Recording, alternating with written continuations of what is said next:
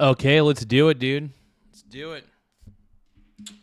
Spencer Pratt, baby. Spencer mother effing Pratt, bro. I love Spencer Pratt, man. I think he's fantastic. Amazing. Amazing. Hold on, let me see if I get the... here we go.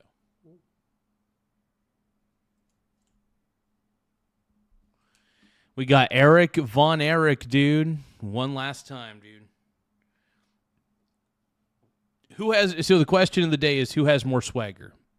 Spencer Pratt or our man Donald Trump? Now, I don't know. I mean, I think Donald Trump has more swagger. But, yeah. Good evening, Eric Von Erich. How are you doing, my brony bro? You're a pink brony bro. Oh.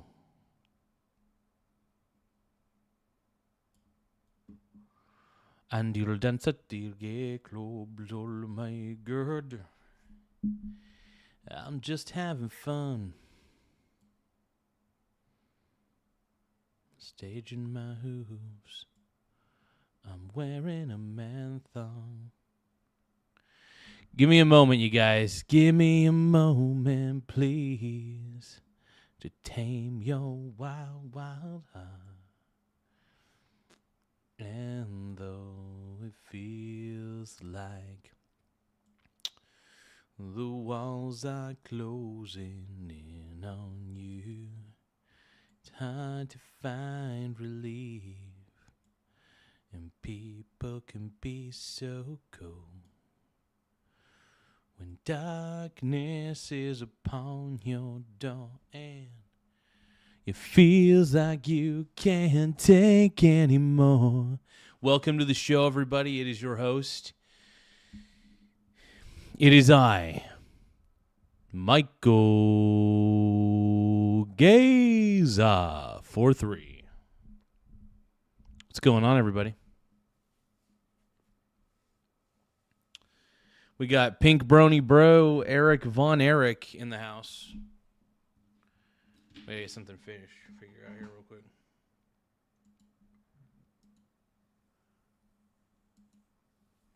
What's going on, people? What's going on, everybody? You guys ready? Here we go. Now, 1, nothing wrong with me. 2, nothing wrong with me. 3, nothing wrong with me. 4, nothing wrong with me. Dude, I got to sing some more Drowning Pool, dude. 1, something's got to give. 2, something's got to give. 3, something's got to give. Dude, Let the Bodies Hit the Floor by Drowning Pool is still one of the greatest songs of all time. It's amazing.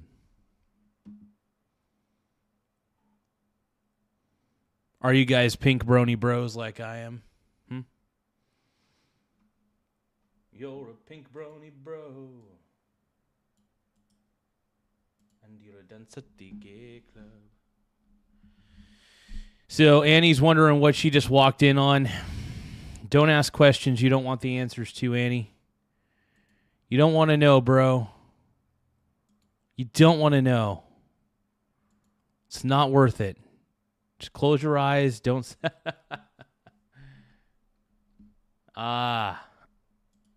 We got E.T., we got Eric Von Erich, we got Annie. We got so many people. So many good, beautiful people.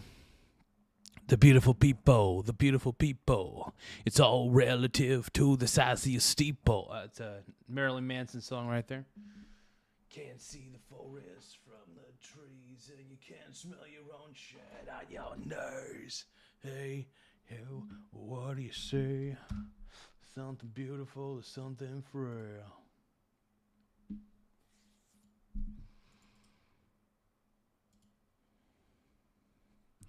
Yeah, no, I just started the live stream just a little bit ago. I was setting everything up, and so the question of the day is, who has more swagger?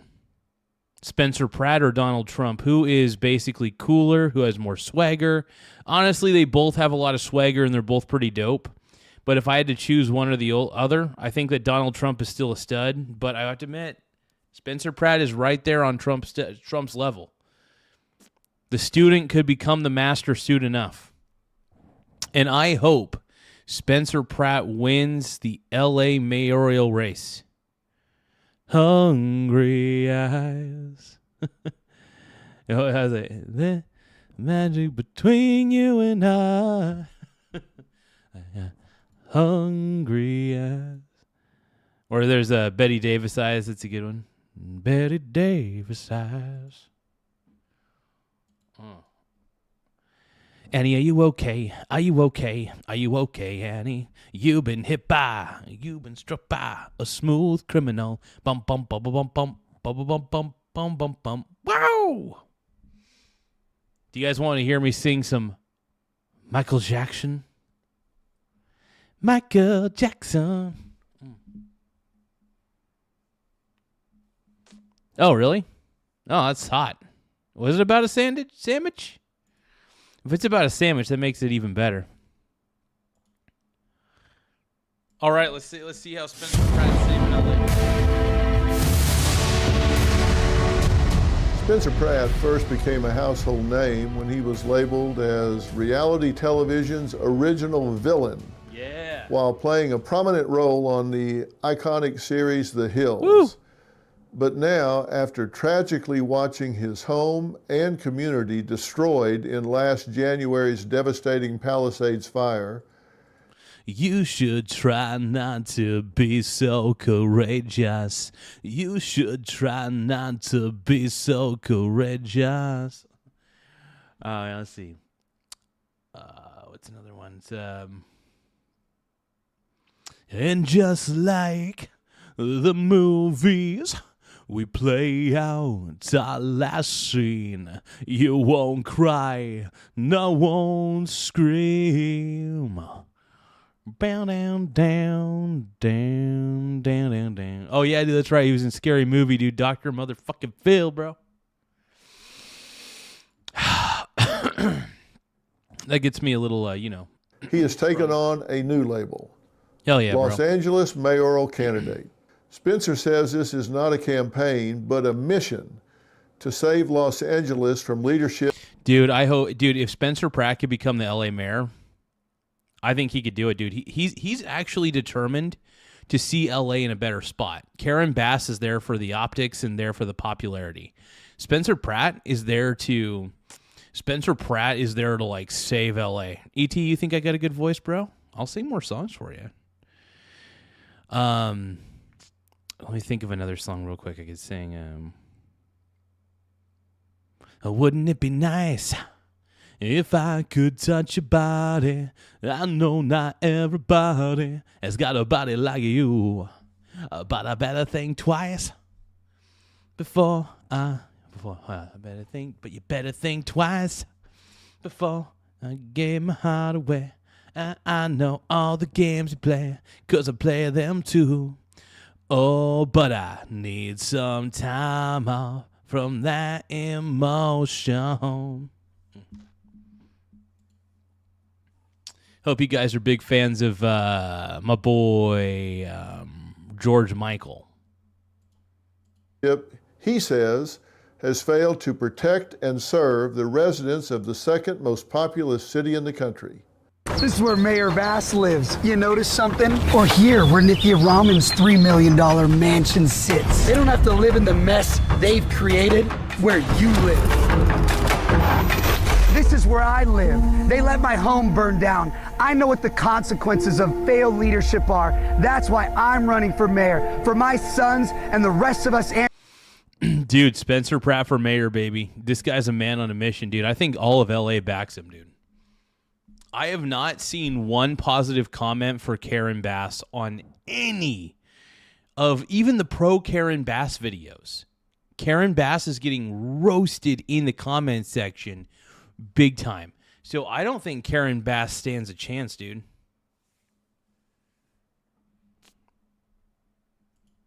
Angelinos that want to stop these corrupt politicians from destroying our city. We are going to get the golden age of Los Angeles back. Please welcome Spencer Pratt. Hello, Dr. Phil. How are you? Good. By the way, so very sorry to hear about you losing your house in the fire and all. That had to be devastating and a helpless feeling to stand by and watch that happen.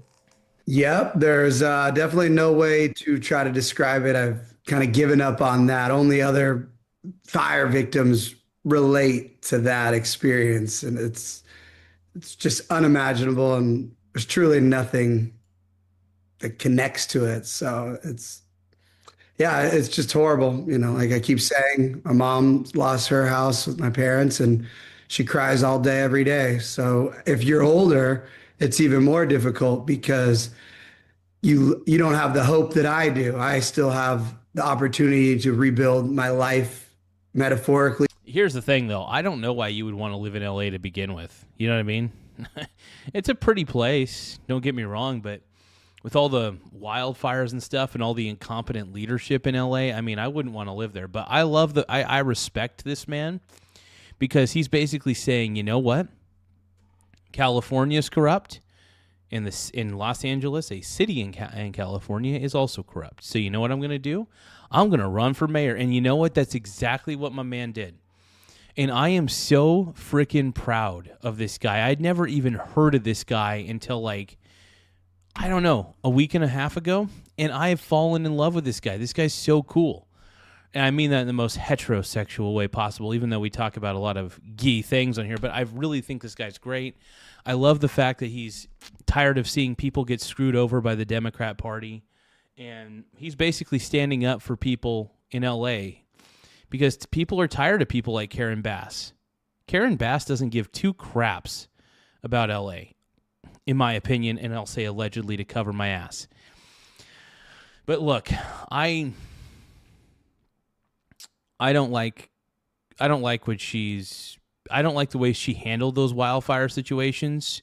She basically deflected, denied, didn't take really any responsibility at all. And neither did Gavin Newsom, by the way. Gavin Newsom and Karen Bass did not take an ounce of responsibility. Not an ounce. So, yeah. And this is the problem with the Democrat Party, is its incompetence run amok, man.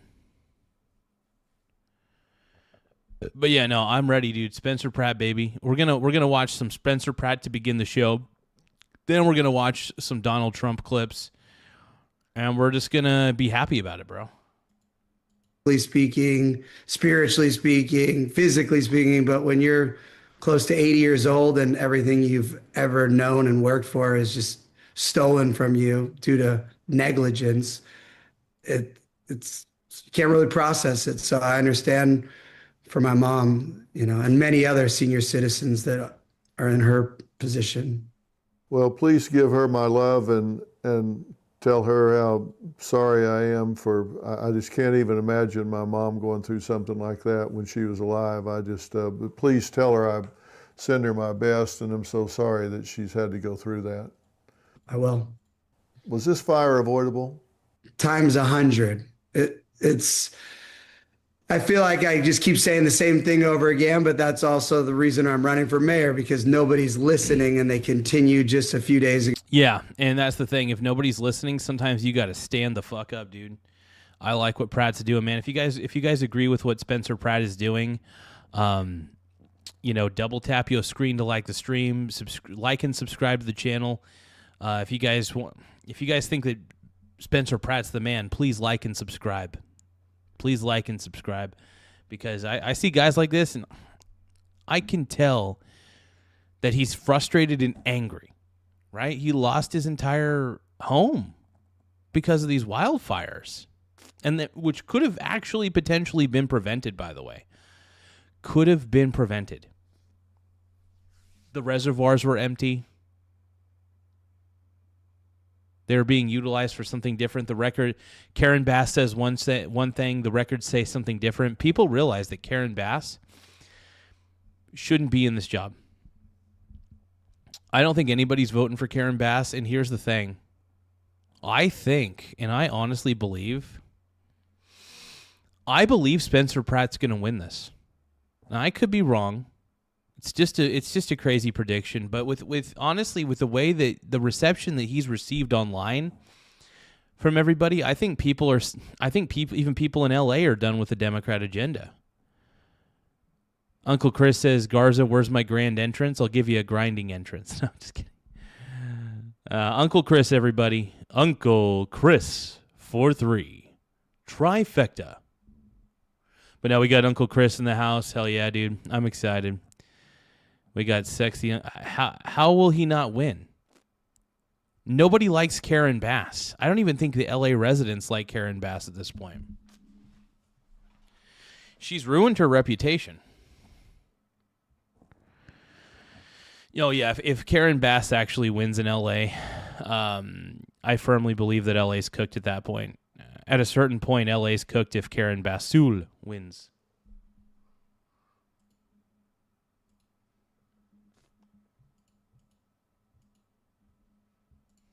Karen Bass was still just lying on camera. So I'll take you back to all the reasons why it was avoidable. First off, this wasn't a surprise that California has Santa Ana winds. So the idea that there's winds. Second off, there was no hurricane winds in the Palisades. They never went higher than 40 miles per hour. I was there on my hill until my house was burning down. They left, when I say they, Karen Bass's LADWP CEO left 2 reservoirs empty leading into a known fire season.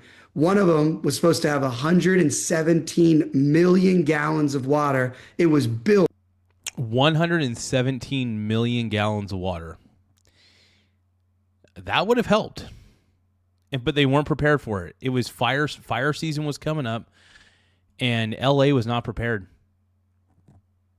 All because Karen Bass did not properly prepare.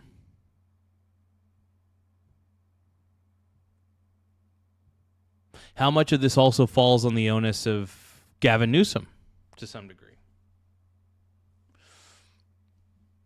You could say a bit. You could say quite a bit. You could say a little bit. I don't know. But yeah, man, if I lived in motherfucking LA, I'd be voting for Spencer Pratt too, bro. I love Spencer Pratt, dude. That guy is a freaking hero to me right now, dude. I love this guy. I love everything he's saying. He's pissed. He wants to see change. Nobody's listening. He's like, you know what? F it. I'm running for mother effing mayor. Ooh, yeah. And I love what he's accomplished, man. I love it, man.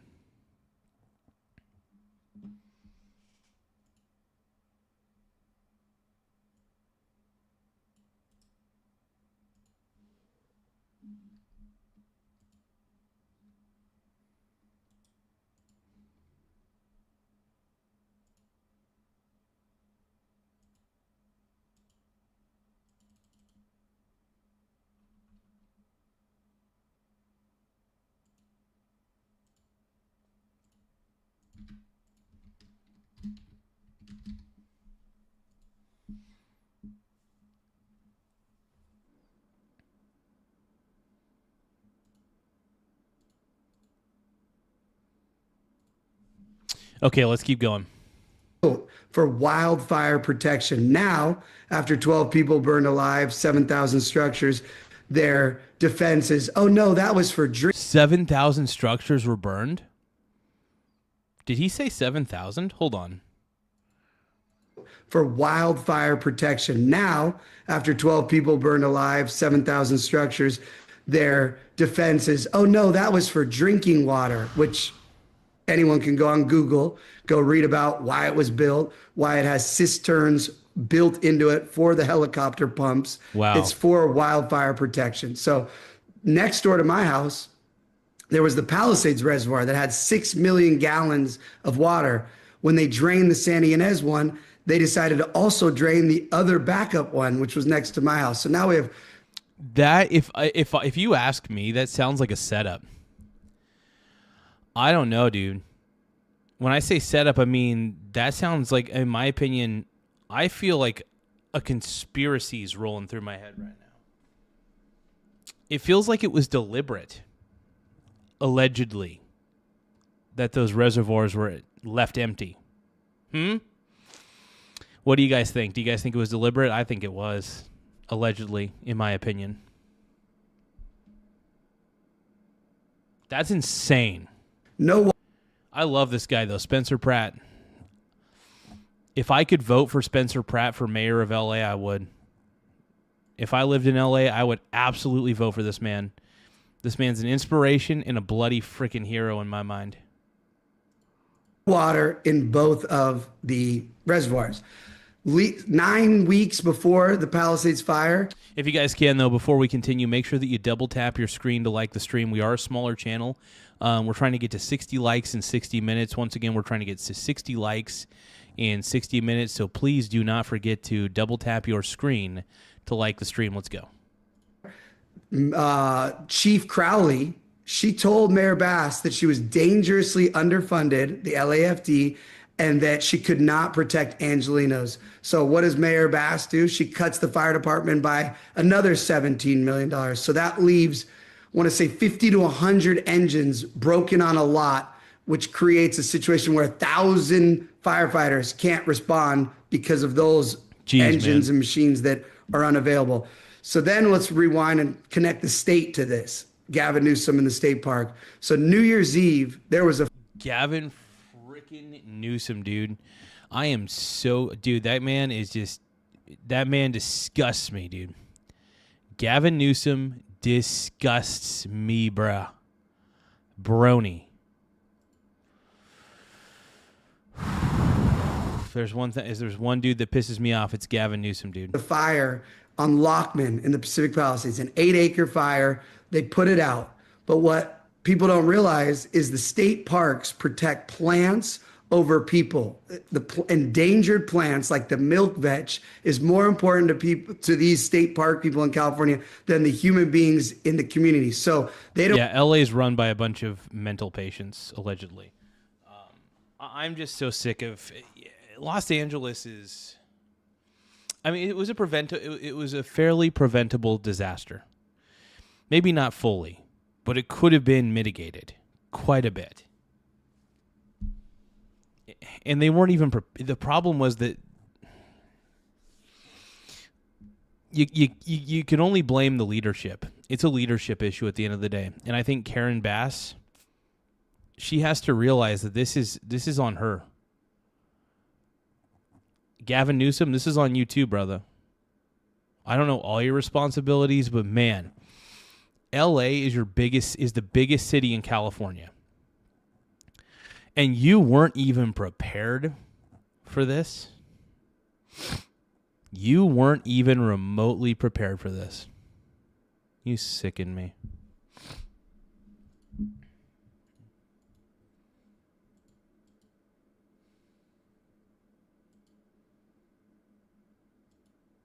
Don't allow these heavy dozers, like bulldozers with rakes on them, to come and clear fire breaks, to clear around the fire zone where there was just a fire. So they let this hillside smolder. When I say they, the state parks, because once the LAFD put it out, this is in depositions now in my lawsuit against the state. We have the state park rangers saying they took photos of the hillside smoldering.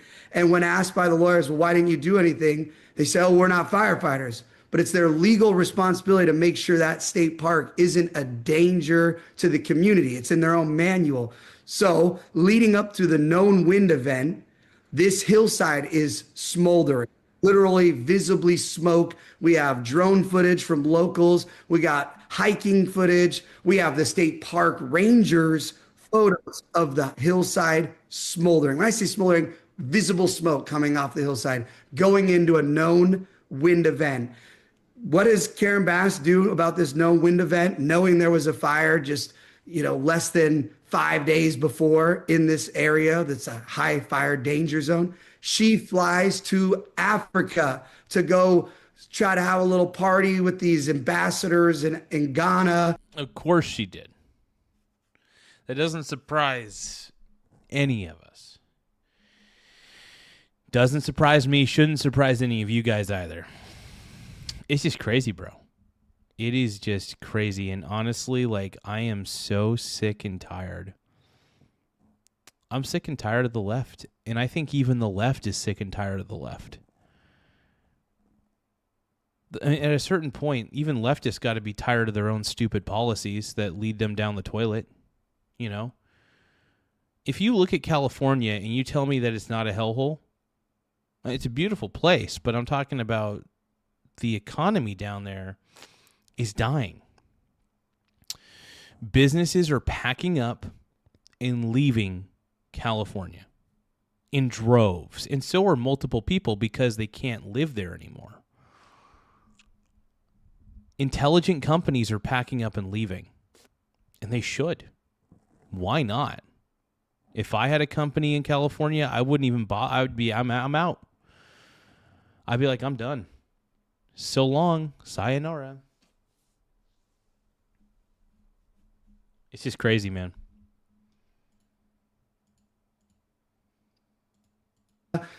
While her fire chief, she told the fire chief she was just going to a different state. And the fire chief, in her lawsuit against Karen Bass, says she warned her, do not go.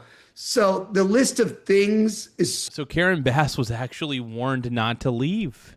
And she was like, oh, I'm going to go party in an entirely different continent. Yeah, California is the fourth largest economy in the world for now. For now. California is slowly becoming more unpopular. People don't even really want to go down there. So, I mean, there are people, obviously, they'll still want to tour, go do tourism down there. But I think you're aware. California's cooked. LA has a massive homeless problem. They're still not prepared for fires, it seems like. I mean, what is happening? California is ran by the asylum. The patients in the asylum are running the asylum.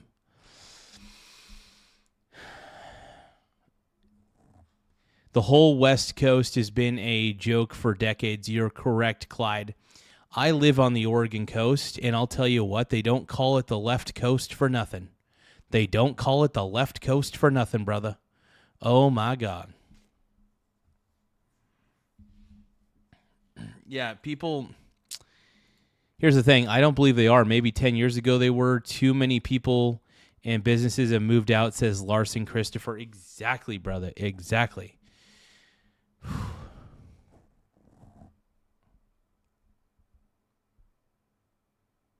I don't know why they're doing this, man. It makes no sense to me, bro. But anyway, I'm voting for Spencer Pratt. I'm voting for Spencer Pratt, man. Yeah, even Silicon Valley companies are leaving. Companies that got big in California are moving to Florida or Texas or just some other state in general. They're just so done with California. And even big businesses in Washington are potentially leaving Washington.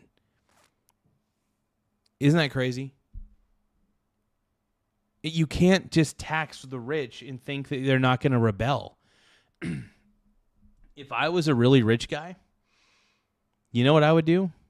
I would move to a state that has either minimal to no state income tax. And as a Texas seems like a decently managed state. Texas doesn't seem that bad. Crazy, though. So long, not to mention, guess who Karen Bass left in charge when she went to Africa? Her deputy mayor of emergency services. But the deputy mayor was unavailable, Dr. Phil, because the deputy mayor was on house arrest for calling in a bomb threat to City Hall.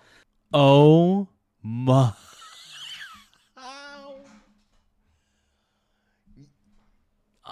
You can't make that up. You just can't make this shit up, dude. Holy shit. Oh, my God. I swear, everybody in government just seems to be incompetent. Holy fuck. This is the type of mayor we have in Los Angeles. So 100%, it's the most tragic incident I can even imagine. If you guys can, though, we're trying to get to 100 likes in 30 minutes. Once again, we're trying to get to 100 likes in 30 minutes, so don't forget to double tap your screen to like the stream. It really does help the channel grow. But once again, double tap your screen to like the stream. And by the way, there's a lot of people who want to see Spencer Pratt win the LA mayoral race.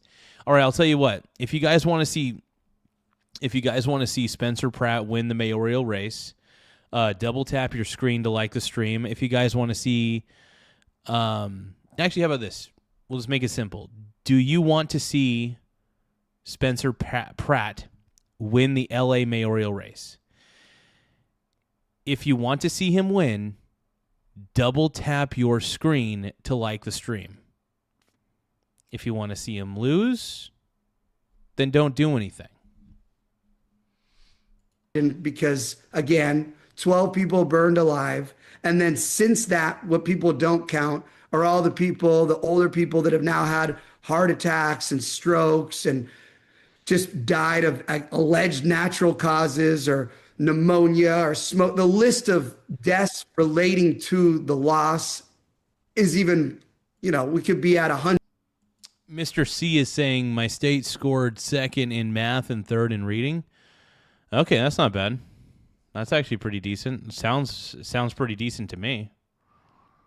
Hot damn, brother. Hell yeah. Holy hell.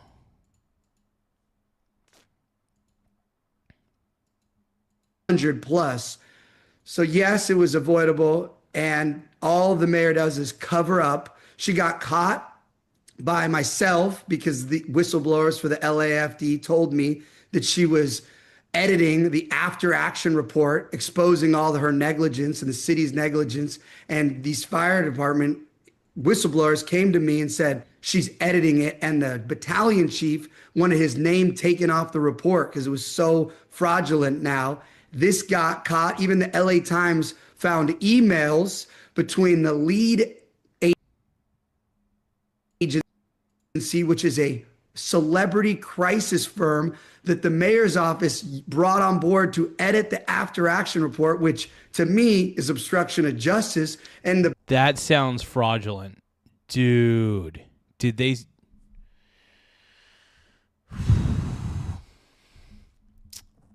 If LA is dumb enough to reelect Mayor Karen Bass as mayor again,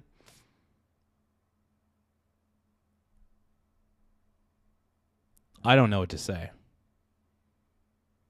If they are dumb enough to reelect Karen Bass, LA's cooked. LA doesn't stand a chance whatsoever.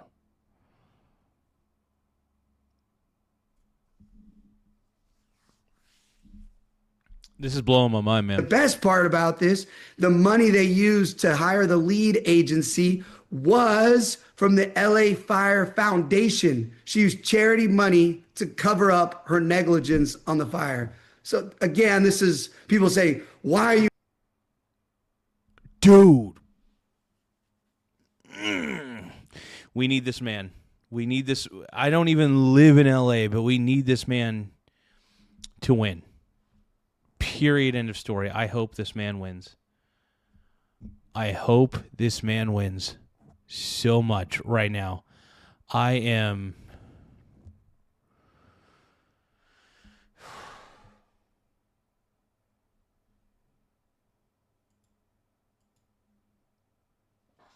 No, Donald Trump is actually competent. Donald Trump is the greatest president we've ever had, first off. Second, I am sick and tired of incompetent boobs like Miss Bass and Miss whatever the hell her name is. Done with the incompetence. Got to be done with it at some point. I mean, does anybody in the chat live in LA? To anybody who lives in LA, please let me know how bad or good Karen Bass is. I think Karen Bass is terrible, and to be honest,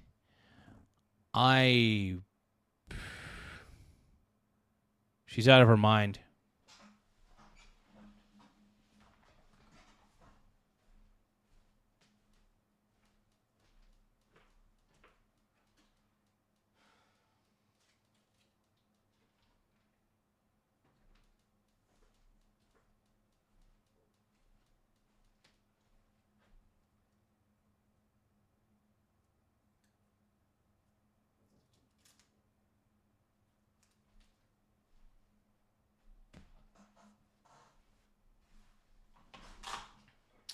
All right, because I'm fat, I got to eat some jerky.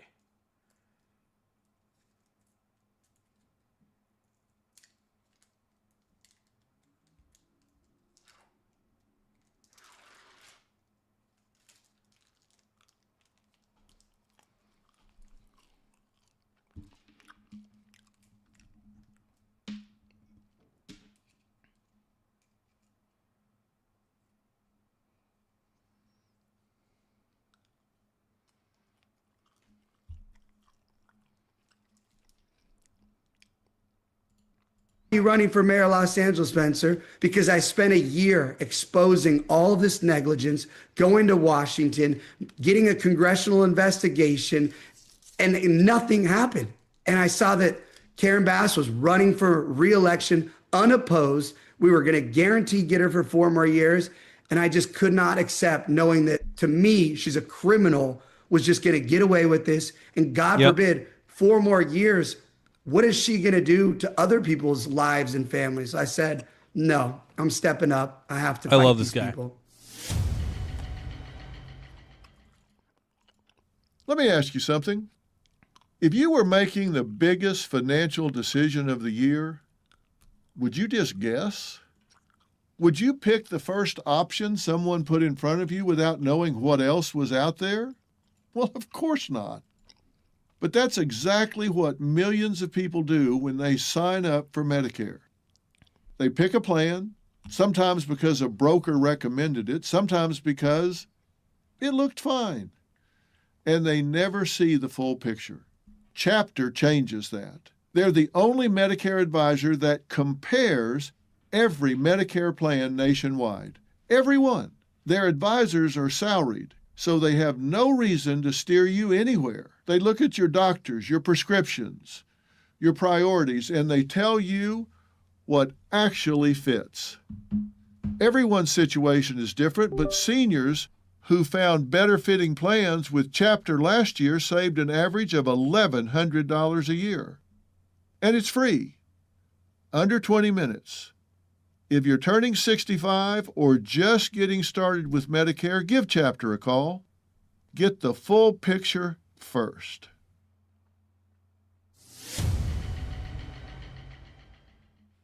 I'm really interested in what your plan is to fix these things. I think big issues for you seem to be this, which I'm so glad to hear you addressing. Homelessness, of course, crime. I have a home in Los Angeles. I'm a substantial taxpayer in the city of Los Angeles. There's a $13.9 billion budget, I believe is what it's going to wind up being or close to it. Are you qualified to manage a almost $14 billion city budget? So first off, let's talk about the qualifications I'm running against. Karen Bass has destroyed the economy of Los Angeles. She pretends that she fixed the budget, but what she does is she does a shell game and she moves city employees to LADWP and other places we pay as ratepayers, which, for instance, LADWP, our rates go up 10% annually, no matter what, even though our electricity doesn't get better, our water doesn't get better. And what I do have that Karen Bass clearly does not have is common sense. And the amount of very experienced people throughout Los Angeles and around the country that want to surround themselves with me to fix LA's problems and get LA back to being what it should be, the #1 city in the world. But let's go back to what I want to do. With homelessness, 90% of the homelessness problem, according to the DEA, is a drug addiction problem. My opponent, Karen Bass, thinks these people need more empty $750,000 beds. We don't need more Yeah. empty beds. No. We need mandatory medical treatment. And with SP, Yes, exactly. I've been preaching this for years. Instead of throwing these people in jail and releasing them back onto the streets a few months later, how about their jail as a rehabilitation center? If you're going to do drugs in public and you get caught by the police, you're not going to jail. You're going directly to a rehabilitation center. Seriously, if you had drugs in your system, you're going to go to rehab. And of course, it's going to be a locked up rehab center. They're going to be confined to that place. And if they want to get better, they're going to have to make an effort themselves. I don't think we should give them the option of jail anymore, because a lot of them will take jail because they want to have the super meth or the fentanyl again. Unfortunately, this is so crazy. It's insane. To be honest, it's utterly insane. 43, the state law, we can provide that to these poor souls that are addicted to one of the strongest drugs in the world in history, fentanyl, and this new modern super meth with this precursor from China. These people do not need empty beds. They need real medical treatment if they're going to have a real chance to ever get off these drugs. And then we can get them the beds and the services they need. But we need to stop lying and calling it a homelessness problem. It's a drug addiction problem. Dude, fucking spot on, dude. Spot on. And I'm so sick of, first off, Oregon, California, and I'm pretty sure Washington are the biggest enablers of drug use I've ever seen in my life. Seriously. It's disturbing. Absolutely freaking disturbing. And as mayor, I will enforce laws where you can't just be smoking fentanyl next to kids' parks. You cannot be naked in front of kids in your encampment. Hey, dude, California is so soft on crime. Just seeing Spencer Pratt want to see just Spencer Pratt having these action plans ready and raring and not being soft on crime is honestly the great. Honestly, I would love to see Spencer Pratt replace Gavin Newsom as the governor too. I really would. I absolutely would. So, Spencer Pratt, I would vote for you if I could. I don't live in LA, so I can't. I don't want to move to LA because it's too expensive to live down there. And next to their school, all of these are laws that are being broken, but Karen Bass will not enforce these laws because she believes it's culturally insensitive to enforce laws when people don't have an address. When I'm mayor, you will have an address if you're a criminal. You will go to jail. That'll be your address. So I'm not even a little bit concerned about experience, because once you start enforcing the law and putting drug addicts off the street, the amount of business that's going to come back to LA, restaurants, over 100 restaurants have closed just this year because we have naked drug addicts. Exactly. And it keeps happening.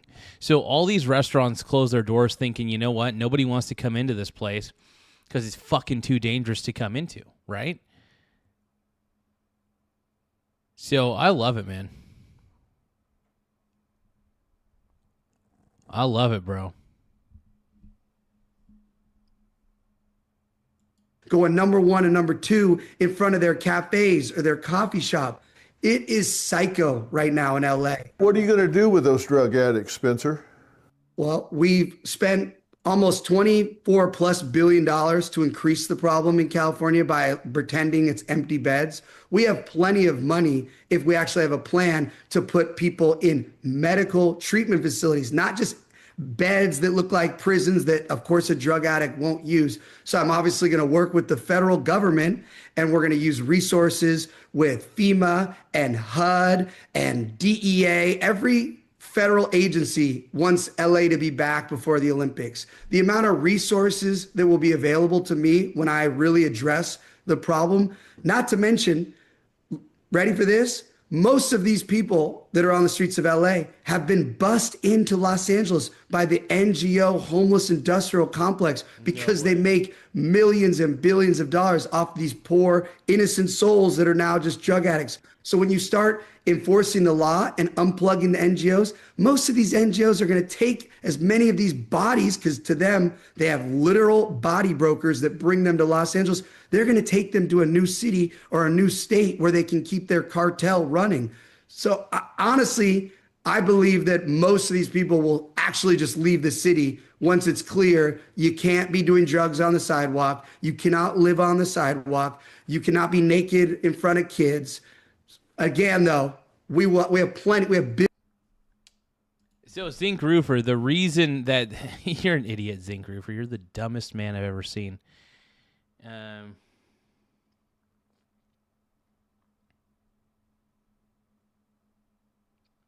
The soft lockup. No, here's what needs to happen.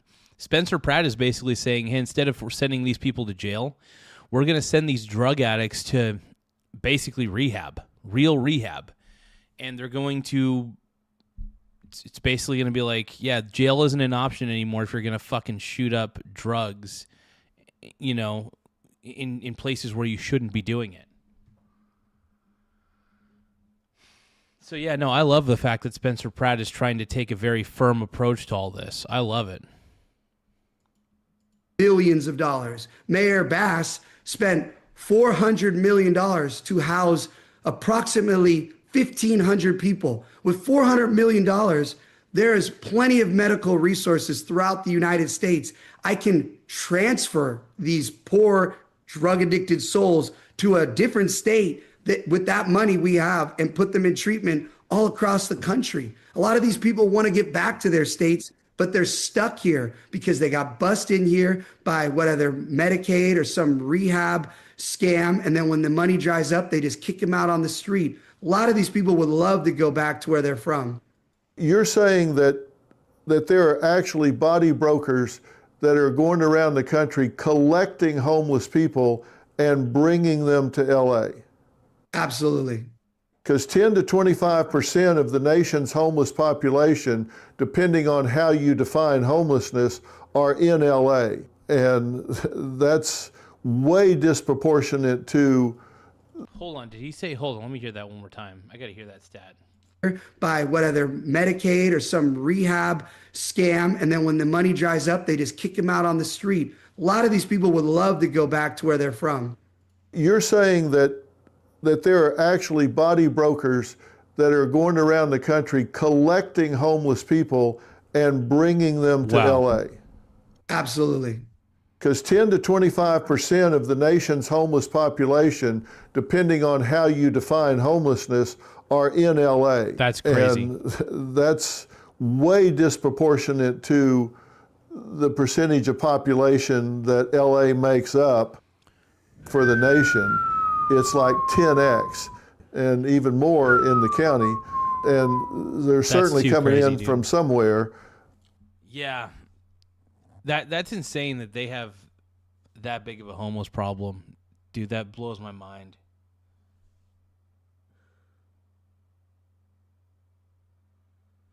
Freaking insane, bro. Freaking insane.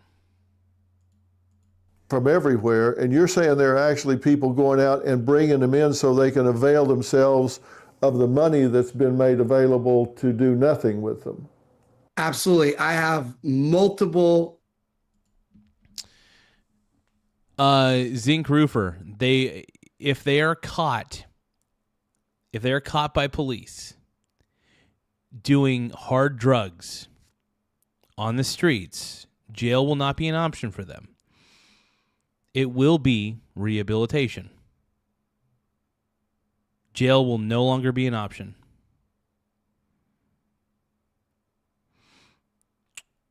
Ty Lord, I hope you're feeling better, but it sounds like those allergies are kicking your butt, bro. I'm sorry to hear that, brother. But, surprisingly, the allergies are not getting me. I mean, I don't really... I mean, if the pollen is really high, I'll definitely start feeling it a little bit. I'll be like, woo. But yeah, definitely when pollen gets really, really high, yeah, sure, I'll start feeling it. Absolutely.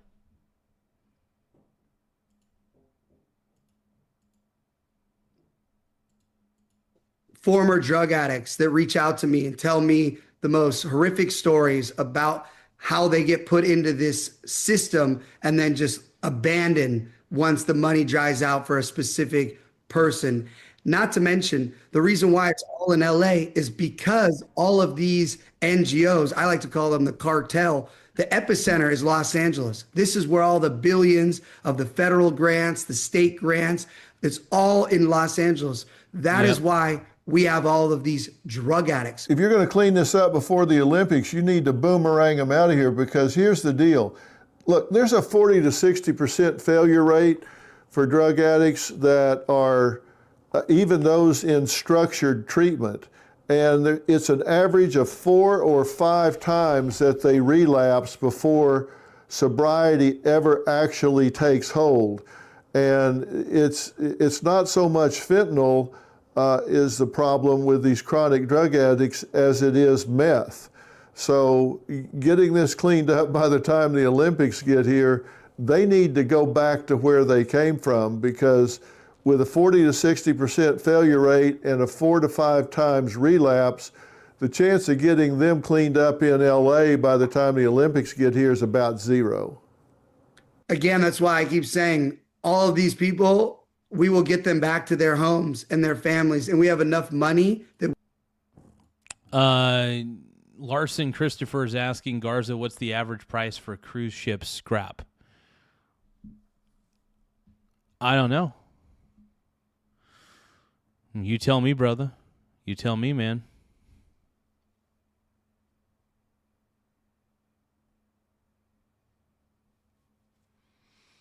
I mean, I don't really know. What do you... I don't know what the average price for cruise ship scrap is, but what is it, man? we're burning, that we put that money into real plans with a cousin or a grandmother or here's the thing, what I've learned, families have to give up because they run out of money. They can't, it just, there's nothing they can do. So they give up. But if we come to these families and we say, look, we're going to put your son or your grandson or your nephew into this treatment facility near your home, we're going to have these payments because we have that much money. Oh, we got my boy GMP. I'm going to play text to speech. GMPC3H says, guess who's back? Back again. GMPS back. Tell a friend. Guess who's back? Guess who's back? Guess who's back? Down, down, down. Hey, hey. Oh, man. I love it, bro. I love it. We got my boy GMP.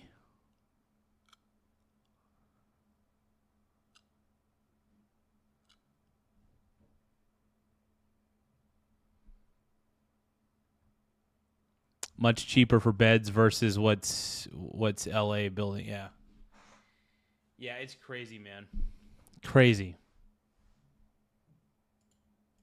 We're just throwing money away. We're going to have this payment plan to help you, help us keep them on track, support these families where they have incentive to be a resource to these people that need. Hey, we got my boy Zach Stoller in the house. Zach Stoller, what up, dude?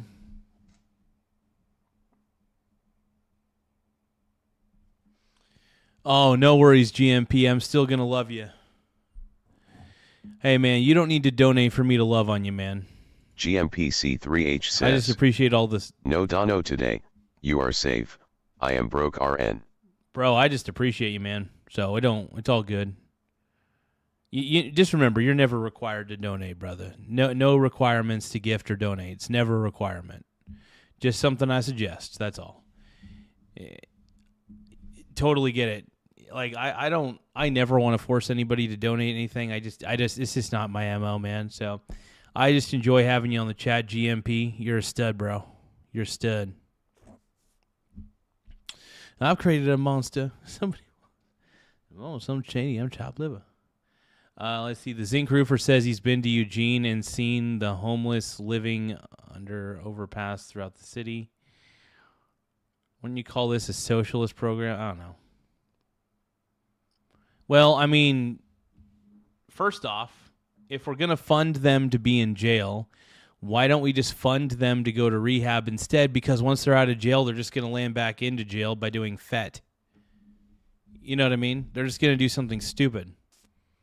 I'm tired of seeing all these people on drugs. I'm tired of all the vandalism. I'm tired of, kids being in danger because of all these fucking freaks that are on all these stupid freaking drugs, dude. Pissing me off, man. Somebody that cares about them. They'll never get sober with somebody that doesn't actually care. Strangers, it's a lot harder, but we're going to find these connections to these people and we're going to get them back to where they have a chance. If, God willing, somebody gets sober in LA, let's say they get off super meth, it's so hard to get a job just right now if you're just a sober person trying to make it. We're setting these people up for failure by getting them treatment in LA. LA is not built right now to add a new, let's say 40,000 drug addicts. Now they're sober. We don't have those opportunities right now. God willing, after I'm mayor for say 4 years, the city's booming again, there will be those opportunities. Right now, people need 3 jobs to maintain a life in LA. How are we going to have somebody just got off a super Laugh out meth, loud. now they're sober. $2 in pennies and a slingshot. Let's go. My boy Coyote3 says $2 in pennies and a slingshot. Let's go. Thank you for the $2 super chat, Mr. C. I appreciate you. Thank you very much. I really do. I'm going to keep that up on the board for a bit because, one, I just respect it and I appreciate it. Thank you, bro. They're gonna just feel like so spiritually broken trying to get back in this world in LA, but yet you help them out in a different state where there's more opportunity. Maybe they have familiarity. They grew up in that area. That actually has a chance versus just, welcome to. Yeah, I was going to say, so Cali Dave, so you're saying rehab isn't long enough, 1 month doesn't cut it. What about 3 months? Can a 3-month rehabilitation time frame actually work for somebody? I think that might be a good question to ask. Because I'm not super familiar with rehab, but if anything, helping these people get off the drugs and stay off the drugs is very important. Granted, will they potentially wind up back in rehab? There is that possibility, yes. And that has to be taken into account. The streets of LA again, but yes, we're going to get these people home. Plus, the cost of living would be so much lower other places than it would be in LA. As you say, they got a better shot. Coming up Thursday, one of the biggest stories happening right now that no one is talking about. The very backbone of the American health system, Medicare and Medicaid, has been infiltrated by criminals and is being ripped off to the tune of $300 billion with a B dollars a year. That hurts every American counting on health care from those institutions. Mehmet Oz joins me Thursday with the story on the I do love Dr. Oz, by the way. Dr. Oz is the man. Dr. Phil podcast.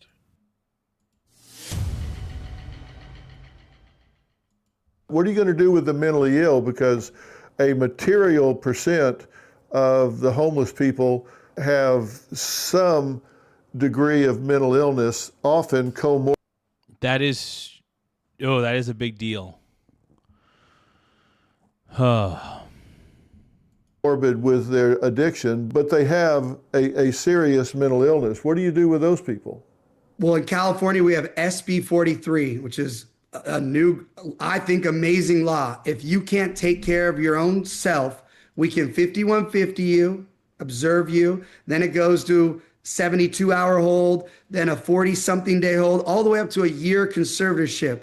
And people don't like the word asylum, so I like to say, okay, a place that's a medical treatment center that you can't leave. And there are people that need these resources, and we need to bring that back. I know it had a bad PR thing a long time ago, but we now have body cameras. We now have surveillance cameras. We can build facilities that have where you can check on these people. So back in the day when it became a PR thing and asylums were turned off, they stopped and they let everyone go back on the street. We need to bring back mental facilities to help these people that are just naked in the street, banging their head into windows, attacking kids. There are people with real mental problems that need real treatment, need medication, and I'm not going to pretend that's not a reality. I'm not going to say these people have the right to just be losing their minds in the street around kids.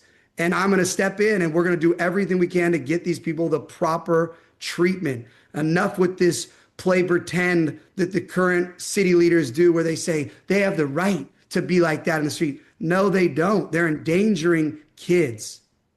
Well, they're endangering themselves as well. And a lot of these disorders are neurologically based. And so they truly need either medication or some other type of intervention. It's not just psychological. There's a neurological component.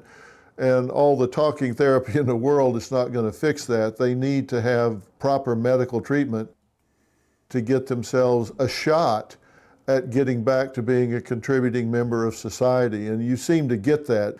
I think people think, okay, they're homeless, so that doesn't drain society. Those homeless people cost anywhere from $35,000 to $50,000 a year to the city just to be on the street in terms of the resources they absorb, and it's not getting them any better.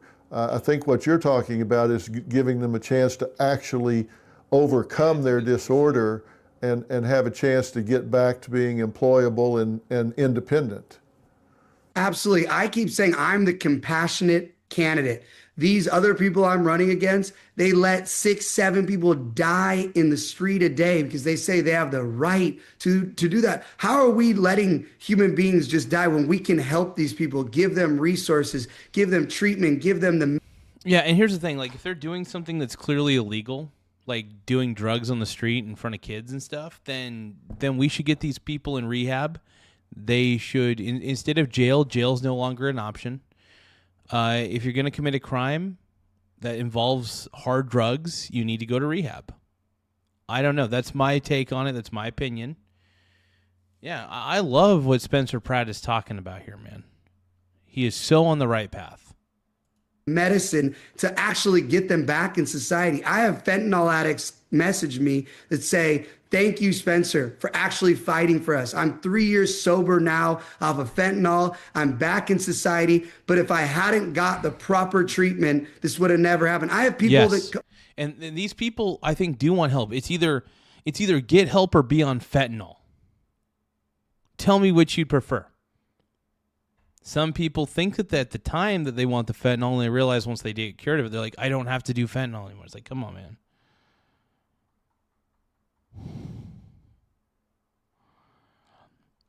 Ty Lord says, I'd rather have an iPad 6'7" screaming kid than one wanting to do... Yes.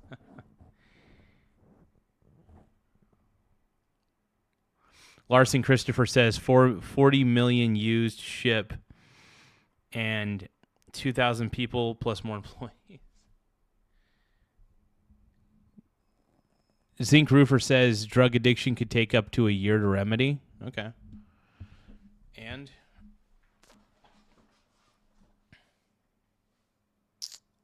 And Zinc Roofer?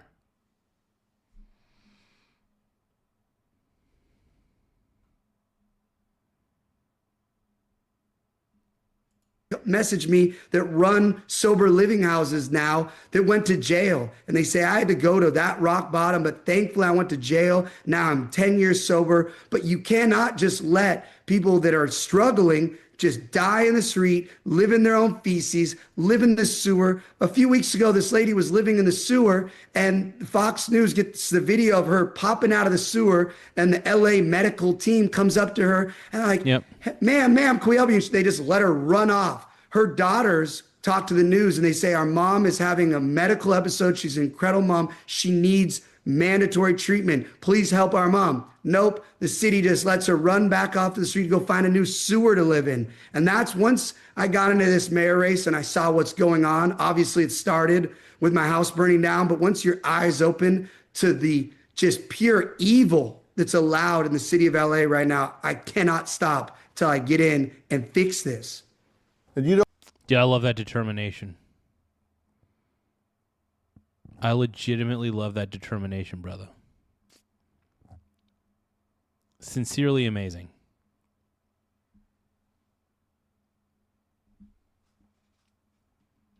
Unreal. Give me a moment, though. I'm going to get like a Sprite out of the freezer. Oh, yeah, you guys got to give me a few seconds. Give me just another moment. One more moment.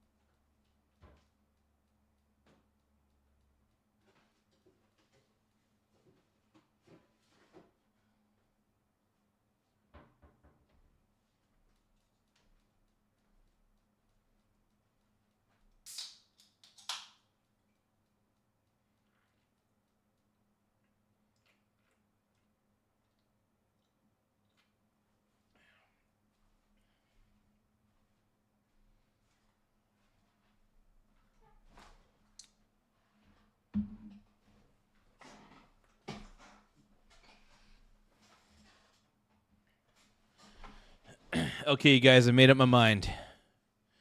I'm voting for Karen Bass. Just kidding.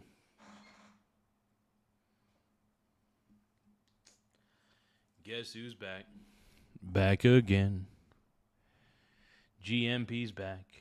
Tell a friend. Guess who's back? Hey, once again, everybody, let's give a shout out to Coyote3 for the $2 super chat. I want to thank you very much. Very kind super chat. I greatly appreciate it, Brony.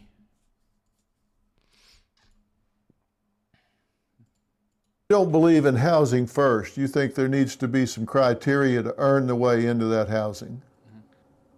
I don't believe that a drug addict wants an empty bed. That's why we have multiple empty beds right now in LA, and we have, in Karen Bass's number, 40,000 drug addicts on the street. I would say it's more. That's but wild. no, you need to get people treatment and then provide services. And these different housings need to be designed for different people. If you're a veteran, you have services in this housing. If you're a single mother with your kids, you shouldn't be in a house with somebody who just got off of meth and that we need to have building specific, not just. That's actually really smart.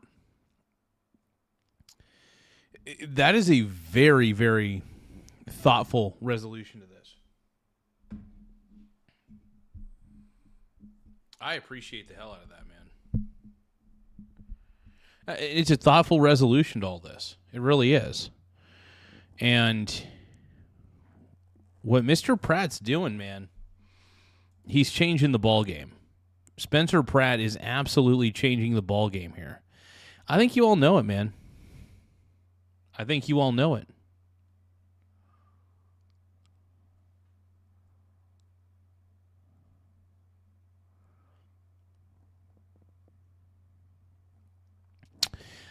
Honestly, I mean, it's not a bad idea.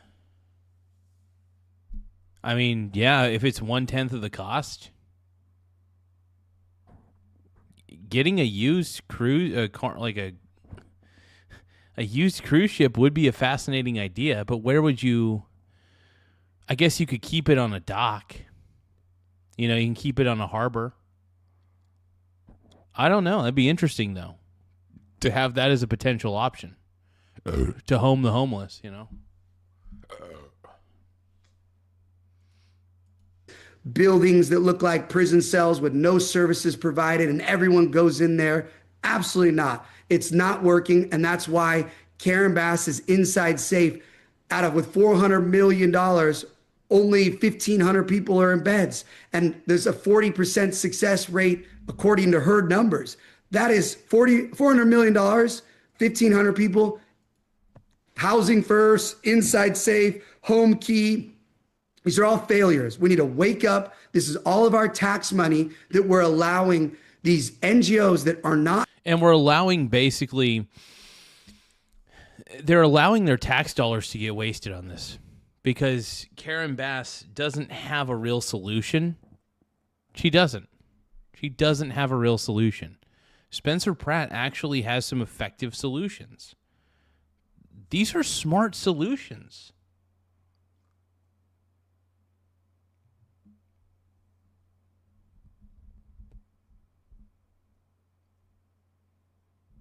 But yeah, no, it's crazy.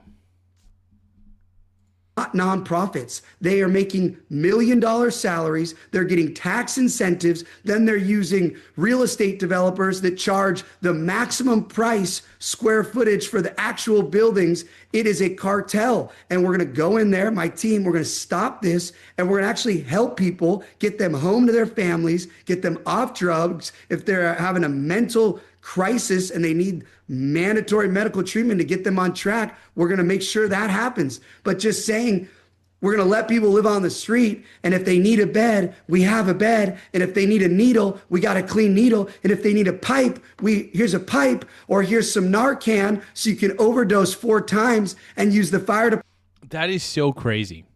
Here's Narcan so you could then wake up and do more. Unbelievable. Like, it pisses me off to hear stories like that because it's, you know, it's sad because it's obviously happening in places like LA, and I just get so sick of hearing about it. It just makes me sick to my stomach, you know? It's wrong.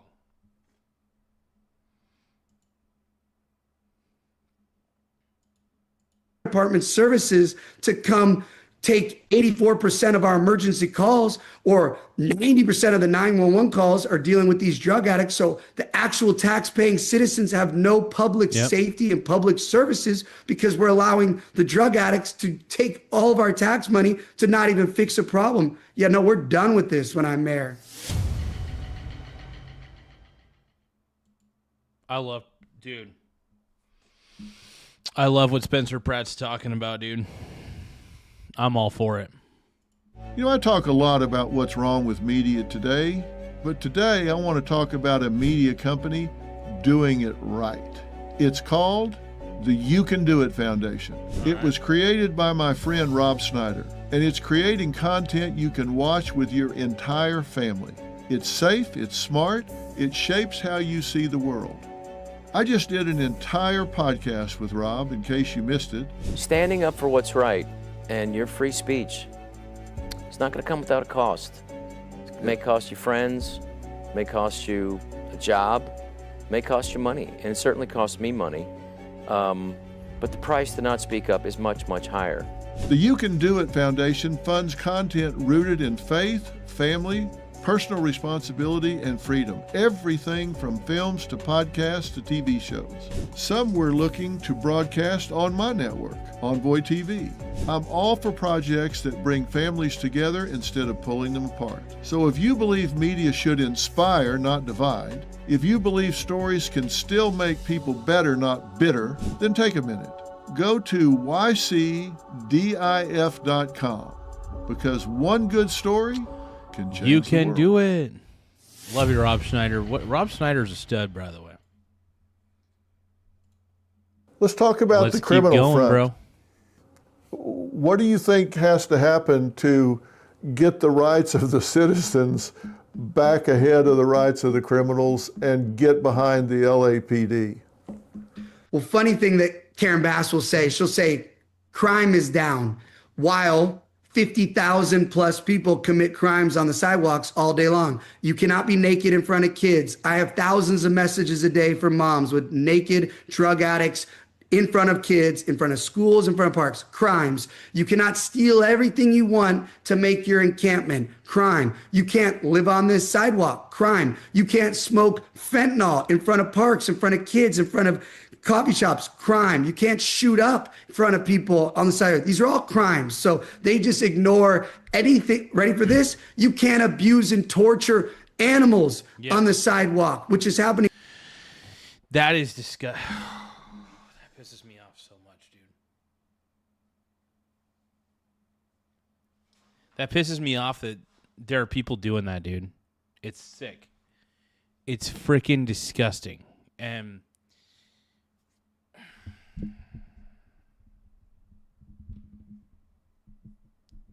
the fact that crap like that's happening, dude, blows my mind. And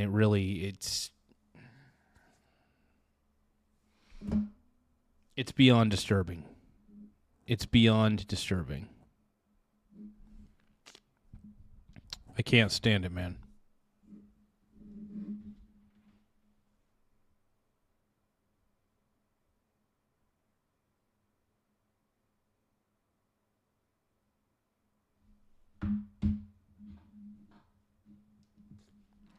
Anyway, let's keep going. All over Los Angeles, crime. So those are all crimes that Karen Bass doesn't even count. Now let's talk about the home invasions that have gotten insane across the city, especially the Valley. People are getting robbed in their homes sometimes 3 times. There's people that have signs in front of their houses that say there's nothing left. So again, when you let the city get overrun with drug addicts. That is crazy. That really blows my mind. It's just like, how can you let your city turn into that level of a dumpster fire? Crazy.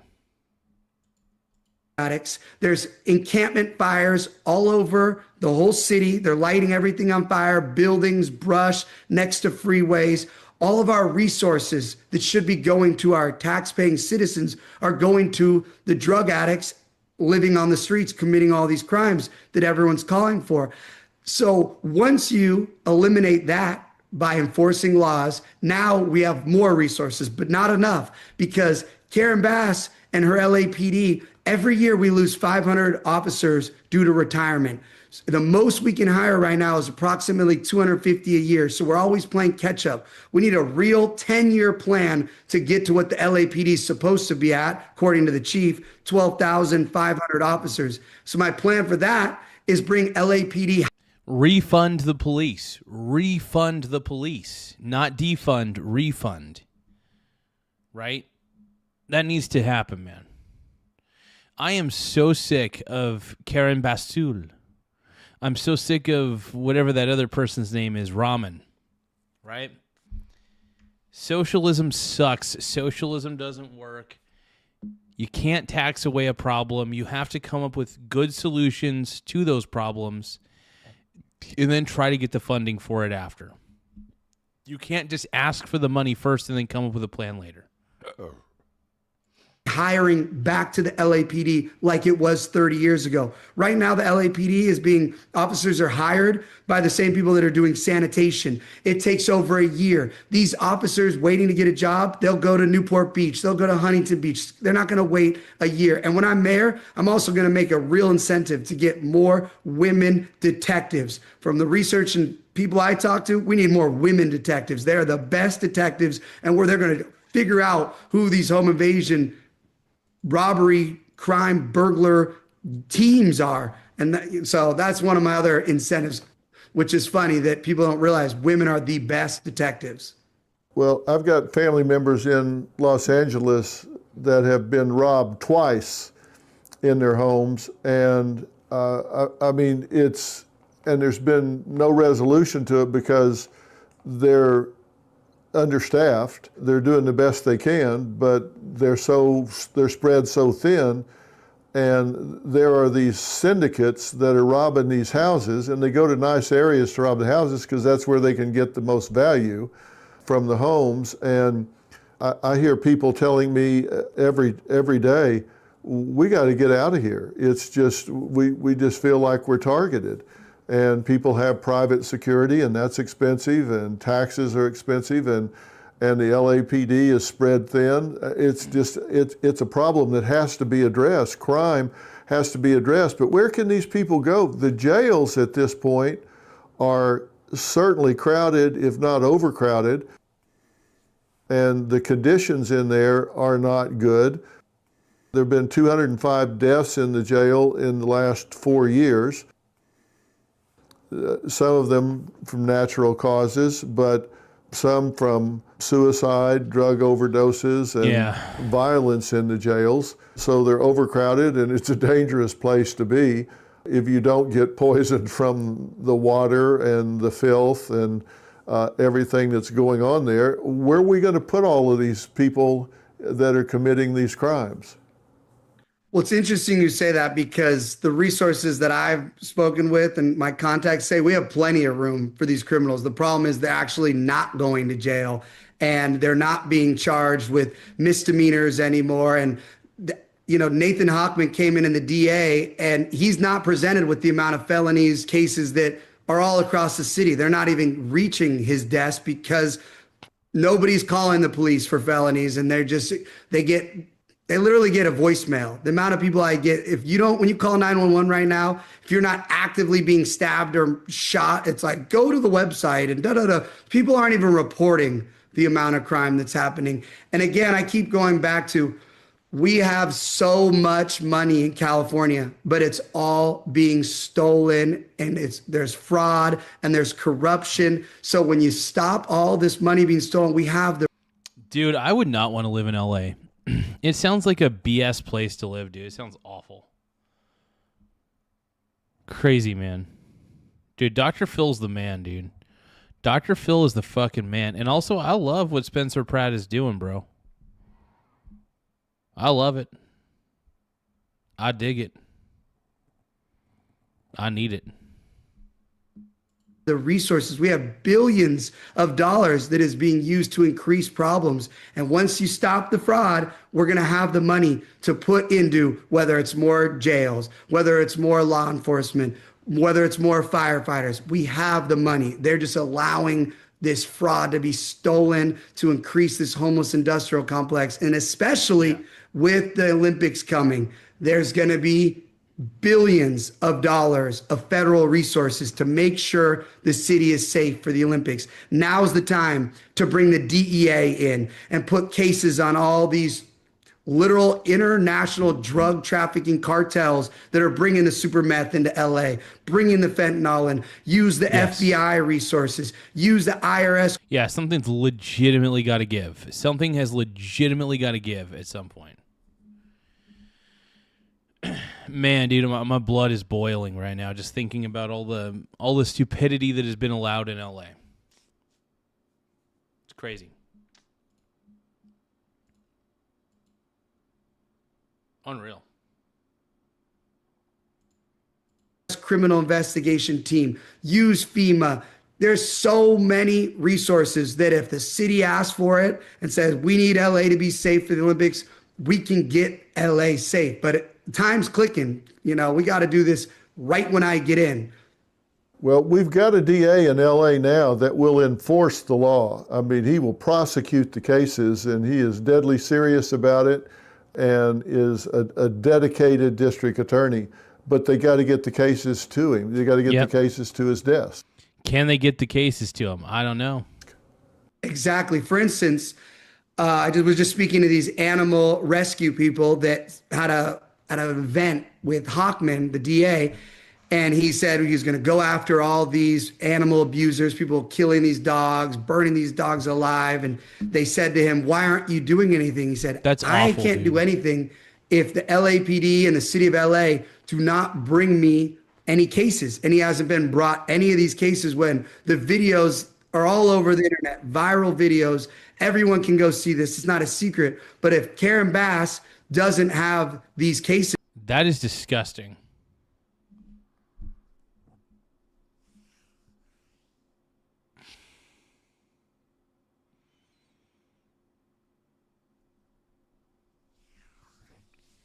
I'm holding back my anger on this one. I'm holding back my anger. Is put together because, again, this is on record. She believes that it's culturally insensitive to have citations or tickets for people without addresses. So if you're a criminal drug addict that wants to torture dogs, your protection is just saying you don't have an address. When I'm mayor, that doesn't exist anymore. We will ID you, we will fingerprint you, and we will give you all the citations it takes to add up to a felony where you go to jail for torturing an animal. Well, one of the things that I've been Absolutely, dude. Holy crap. It just bugs the hell out of me. Not just bugs, it's disturbing that there are people torturing these sweet animals. Like, it's disturbing. Like, this got to stop, dude. This has got to stop. I mean, this makes me hate Los Angeles even more. The citizens, I mean, there's not everybody's bad in LA. But LA is it's filled with, in my opinion, pretty crappy people. There's a lot of crappy people that live in Los Angeles. And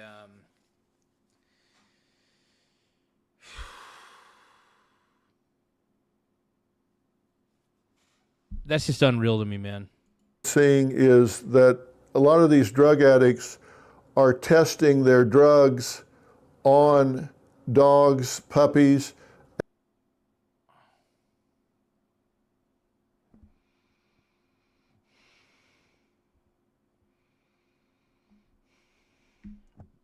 That is a level of cruelty that makes me sick to my fucking stomach.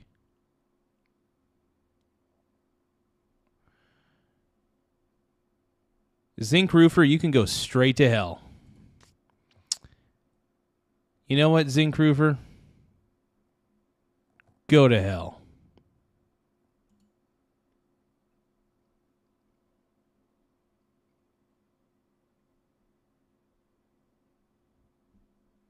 And all to make sure they don't have fentanyl in them, to make sure they don't have something toxic in them. So if it doesn't kill the dog, then they take the drug.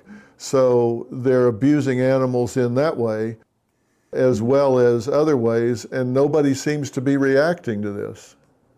Even worse than, I mean, not even worse, as bad, there's normal people just walking their dogs in parks that are smelling fentanyl or super meth, and their dogs are dying just on a dog walk, on the sidewalk, or at the park. Just normal people, because that's how many needles and drugs. That's awful, dude. Holy.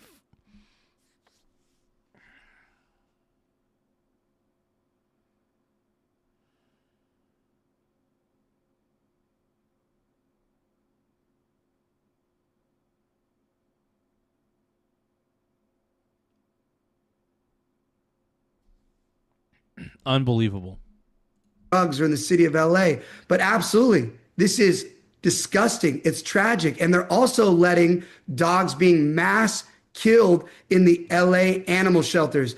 There's a lie going around the city of LA. They call the animal shelters no-kill shelters. So if somebody is having tough times and can't afford, keeping their dog, which happens, and they think, okay, I'm just going to take it to the shelter, and somebody will adopt it because it's a no-kill shelter. These dogs are being killed by the thousands. So there's a lie in the city of LA that we have no-kill shelters. They have defunded these shelters. These salaries of the people involved are in the millions of dollars. The resources aren't going to the dogs. It's disgusting. So these poor animals, what's happening in LA is diabolical. Well, and we have such a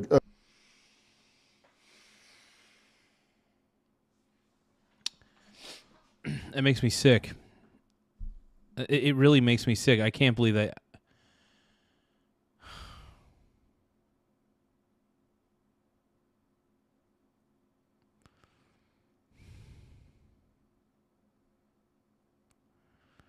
Yeah, I'm upset. I need a second. Hold on.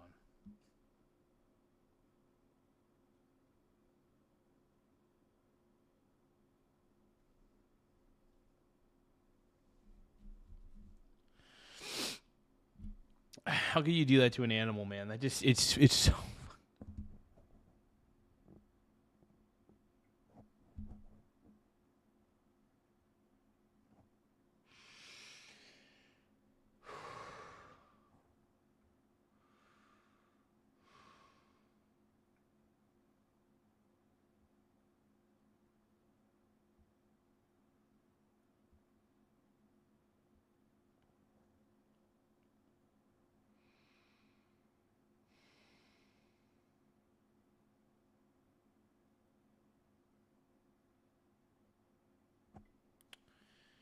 Okay.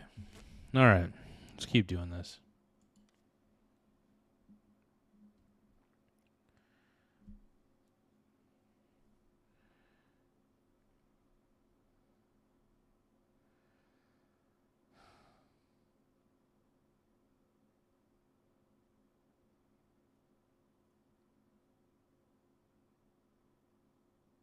Yeah.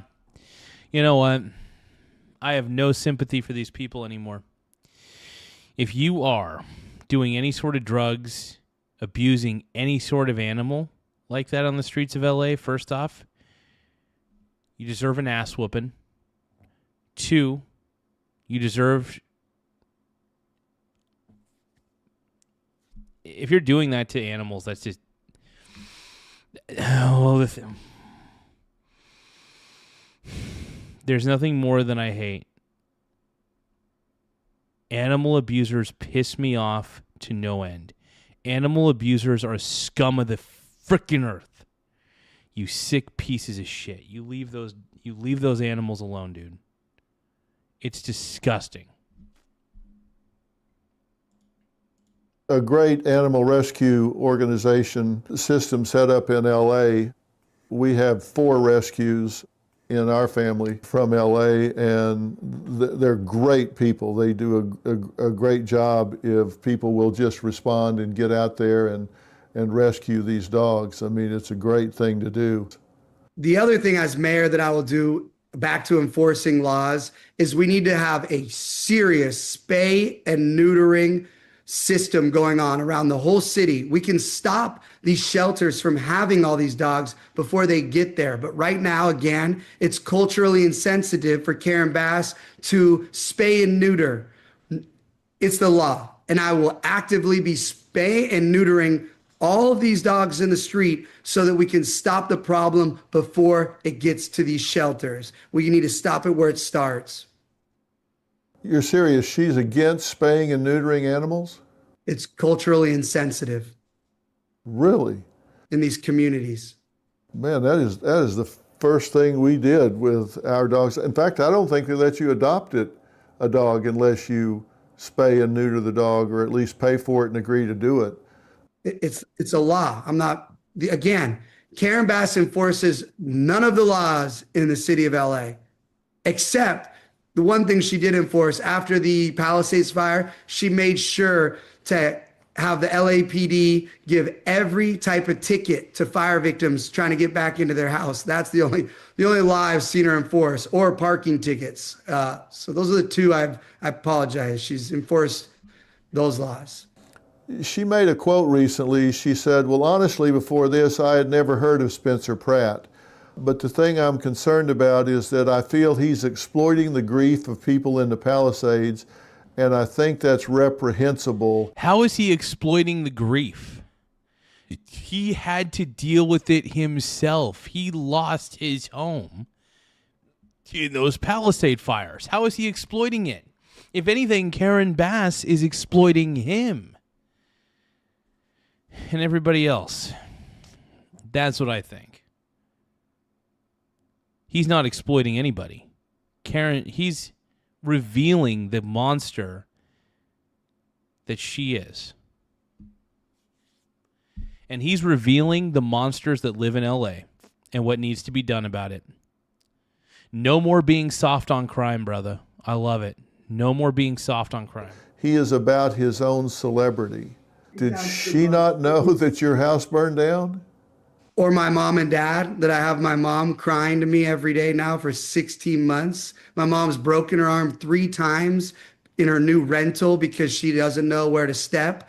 Yeah, That's how literally disgusting Karen Bass is, that she'll speak on fire victims like that. Not to mention, I've received 2 community advocate awards from the Pacific Palisades for speaking on behalf Yes. of these fire victims. Yes, I'm the yes, one yes. that flew to Washington and got the congressional investigation to expose the negligence of what Karen Bass did that created us fire victims.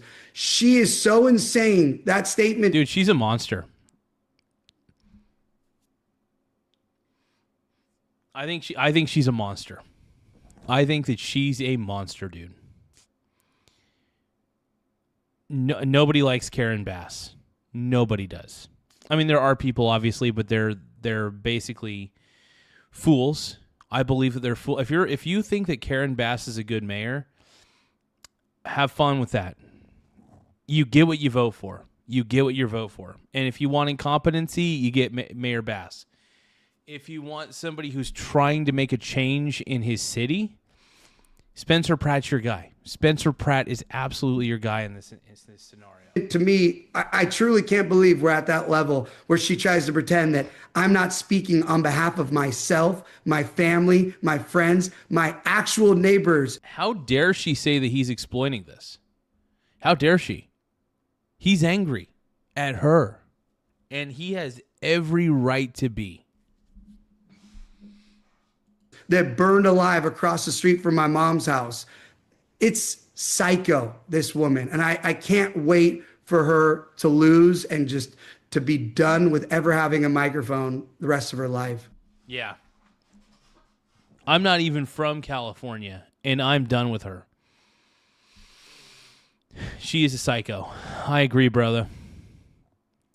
Yes, the whole country is. I'm looking at, dude. I am looking at these comments and I'm loving it.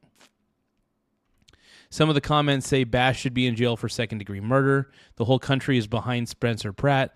Love his commercials. Bravo, Dr. Phil, for having Spencer Pratt on your show. Donations sent. Go Spencer. This person says that they're a fire survivor. Thanks, Spencer. I love what he's doing, man. Spencer Pratt absolutely actually wants to make a difference. Please vote for him. God is going to work wonders through him. I believe that, yeah. Spencer Pratt for mayor of Los Angeles, without a doubt, dude. Can you win this election, and can you win it in June, or is it going to be a runoff in November? I honestly believe I'm going to win on June 2nd with 51% of the vote. What Karen Bass does not understand is the power of angry, fed up mothers. I talk to thousands of moms a week from all over the city, every neighborhood. They want to feel safe again. The priority of LA right now, when I'm mayor, is to make the city safe. And every mom hears that message and they go, finally. It's not politics. I'm not connected to any political party. I'm an angry Angelino like every one of my voters. So I think that she has no idea how wiped out she's about to be in votes from moms that don't even usually vote. They don't care. They're too busy. Mom's got a lot of things doing, whether they're balancing working while being a mother, they're getting their kids to school, to sport. Most moms are as busy as people on planet Earth, but you make a mom angry and their kids unsafe because they have naked. Oh, yeah. And there's a lot of mothers out there that are hearing this that live in Los Angeles and just California in general. They know, they're aware of everything that Spencer Pratt is saying. They are aware of everything that Spencer Pratt is saying. But this time they're going to go out to the voting poll. They're going to go out to the polls and they're going to vote. And they're going to vote for Spencer Pratt because he actually wants to see change in LA. Yay, Area 7. Gift, Happy birthday. Gift, yum, yum. Everybody, let's give a shout out. I'm going to put everybody give a shout out to Yay Area 7 for happy birthday. Thank you for the party hat for 20 joules, but that really belongs to you, brother. Everybody give a shout out to Yay Area 7. Happy birthday to you. Happy birthday to you. Happy birthday, Yay Area 7. Happy birthday to you. And many more. on Channel 4. Why am I gay? No. No, but thank you, brother. Thank you. I do appreciate that little party hat for 20 jewels. It really, it's a big deal, but happy birthday, bro. Everybody give Yay Area 7 a shout out for their birthday. Happy birthday, yo. Drug addicts exposing themselves in front of their parks, in front of their schools, on their sidewalks, in front of restaurants, in front of businesses. Enough is enough. And when I'm mayor, I'm enforcing these laws to make everyone feel safe. Everyone. But moms are the ones that are going to put me over the top, not to mention the animal lovers, because the only people more pumped up than the moms are animal lovers, and they are watching. Oh, yeah, and they're tired of this shit happening too, dude. Finally, somebody who's going up against a very, very terrible mayor. Karen Bass is terrible. Spencer Pratt, we're 100% behind you, man. The nation's watching, and and obviously Los Angeles is watching this too. And hopefully the people of Los Angeles have a lick of any form of sense. And just say we're done with the status quo of the Democrat policies, which really suck, by the way, and we're done with it. I think most people are done with Democrat policies anyway. I know I would be. I wouldn't want to be ruled under any sort of Democrat policies. It just sounds like a nightmare. But yeah, once again, it is Yay Area 7's birthday today. Happy birthday, my good friend. And it is good to see you on the chat tonight. Once again, everybody, shout out to Yay Area 743. Happy birthday to you. Happy birthday to you. Happy birthday, Yay Area 7. Happy birthday to you. What my two opponents have been doing for the city council member, Nithya, has been in power for 6 years. Mayor Bass, 4 years. They have done nothing to protect these animals. They will not enforce any of the laws that are allowing these evil deeds to these animals. And I'm going to stop this day one. So again, with moms and animal lovers, 51% of the vote, these people are done. Well, you're getting a lot of attention. The New York Times said in October, the blurring of activism and merch is one reason Pratt's detractors portray him as a yapping opportunist who riles people up instead of looking for solutions. How do you respond to that? Again, the New York Times, LA Times, they're all with Karen Bass. These are... Yep, they're all a bunch of wokies. No, seriously. New York Times, LA Times, they're all woke. That's a problem. If you're woke, you a joke. You know what I mean? If you's woke, you's a joke. If you woke, you's a joke. If you woke, you a joke. If you're woke, yo a joke. You know it, I know it. You know it, I know it. This is a machine. They don't want the truth to come out because they've validated everything that's happening. Why isn't New York Times on the sidewalk every day yapping about these dogs that are being raped, tortured, and murdered by drug addicts? They should go yap about that. The reason I ever started yapping is because of negligence that burned my house down and everything I've worked for my entire life, that burned my dad, a hardworking dentist, everything he's worked for his entire life. 7,000 of my neighbors' house burned to the ground. Of course, I was going to start yapping because all I saw was these politicians. We're behind you, Spencer. Say no more, dude. You have my vote 100%. You have my vote 100%.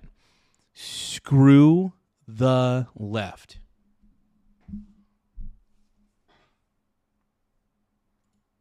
Lying, talking about climate change, unprecedented winds, blah, blah, blah, blah. So the people know. They don't listen to these newspapers and these websites and these journalists. They know the truth. We're all fed up with these politicians lying to us and then these media outlets covering up for them. So again, just like yesterday when the New York Times asked to do an interview with me, I gave them one sentence because I don't need them to take my words and try to make them that they're yapping.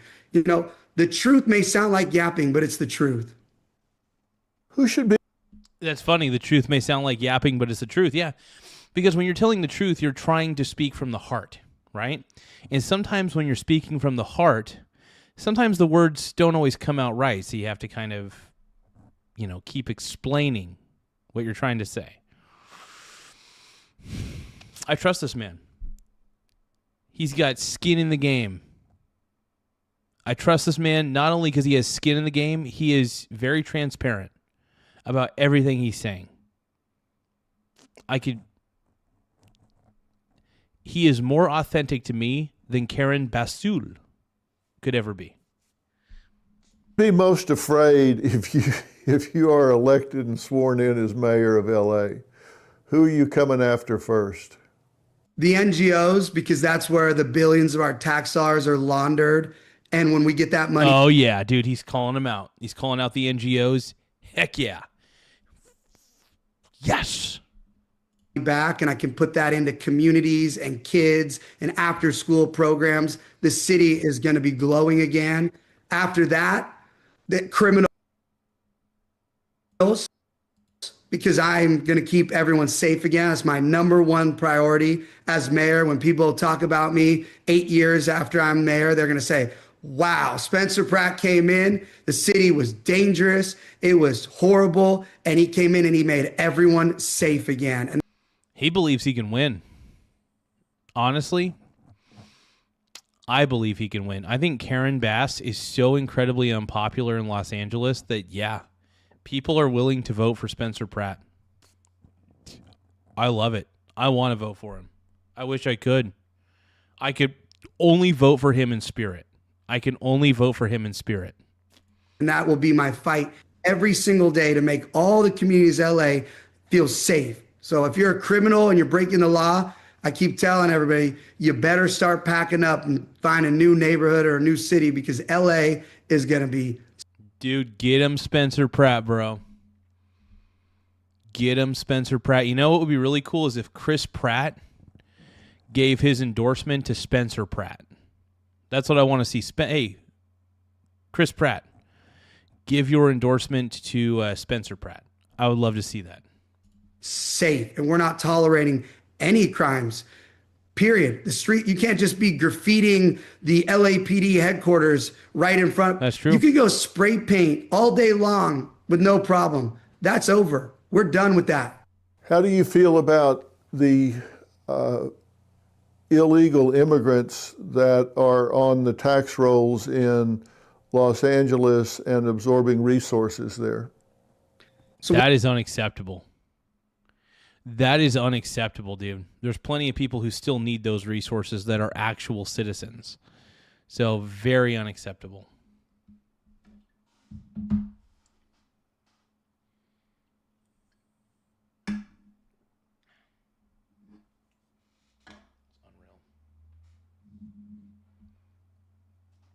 I'm getting real heated, man. Give me a second.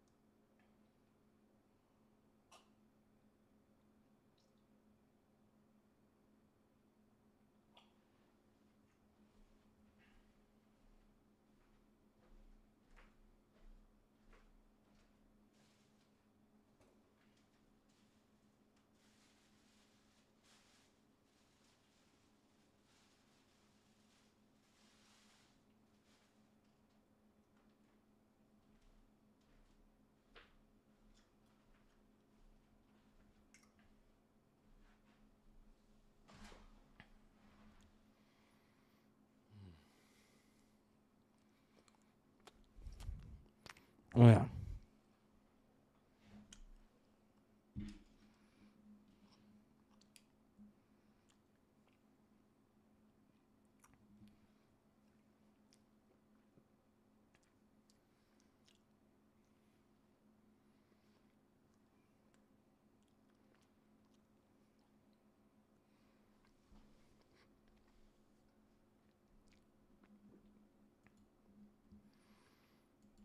One thing I'm going to do as a mayor is no performative politics, like most of these politicians, where they act like they can do something when they can't.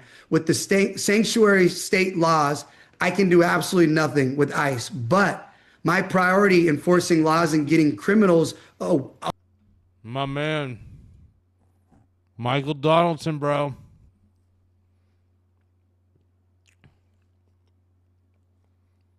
Mm-hmm. Donaldson knows me too well, bro. We got our boy Michael Donaldson in the house, everybody. I'm ready. off the streets, I promise you, I'll end up getting the drug dealers, the child traffickers, the rapists, the murderers that are hiding in these immigrant communities, that the immigrant communities ask me to get out of their communities. I will get them out because I'm going to be enforcing laws and going after all crime. So the one thing I will be able to do as mayor is I will make sure that all criminals are gone. So the fact is, I'm going to get way more illegal criminals than ICE could ever get because the immigrant communities do not want these people among them. It's the biggest racist thing that's going on, perpetuated by the media. I meet with immigrant community leaders.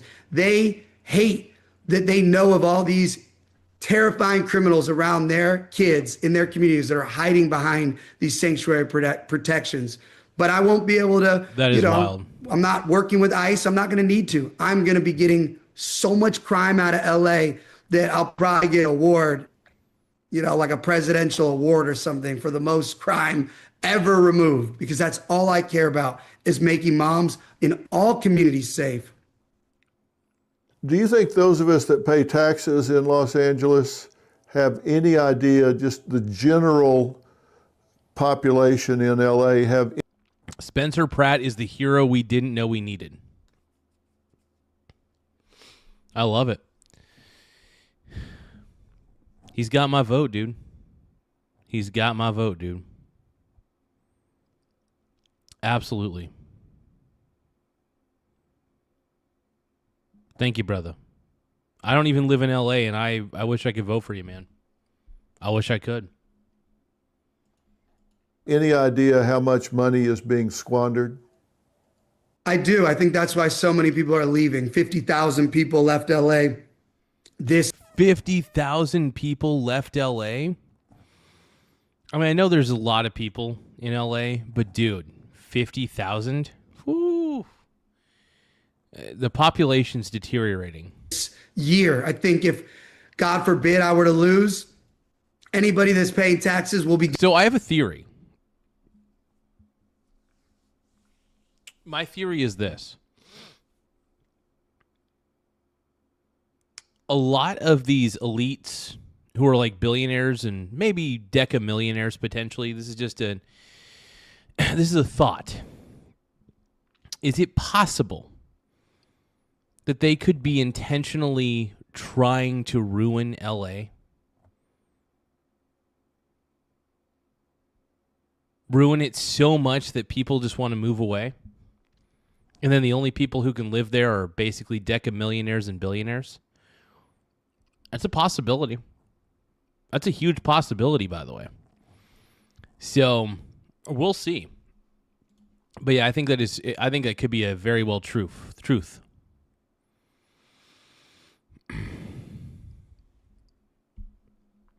I feel like the rich may be intentionally funding LA's demise. I mean, hell, the Jeffrey Epstein files have proven one thing. Some of these billionaires, not all of them, but some of them, are pretty nasty. Just saying.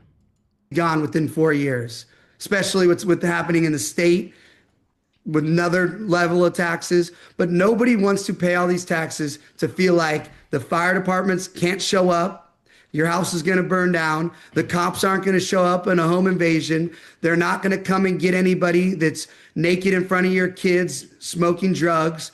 Who's staying and paying the taxes? I keep telling all the crazy socialists, hey, I'm actually the person you should vote for. I'm Robin Hood, because I'm going to make sure that the rich are taxed, because we're taxed the most in LA. All rich people are taxed the most. Everyone's taxed the most. Oh, yeah, that's true.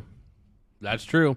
But that money is then stolen by champagne socialists in power. Dude, champagne's, that's a word I use to associate with Hassan Piker. Hassan Piker is a champagne socialist, allegedly. I'm going to say allegedly to cover my ass. But I firmly believe he is a champagne socialist. So, yeah, no, I love it. This guy is a truth seeker. And Karen Basul, I don't even know what she's all about anymore, man. All I know is this Spencer Pratt guy is my hero. And if I could vote for him, if I lived in California, I totally would. I would absolutely vote for this man. This man's a legend. I love this guy.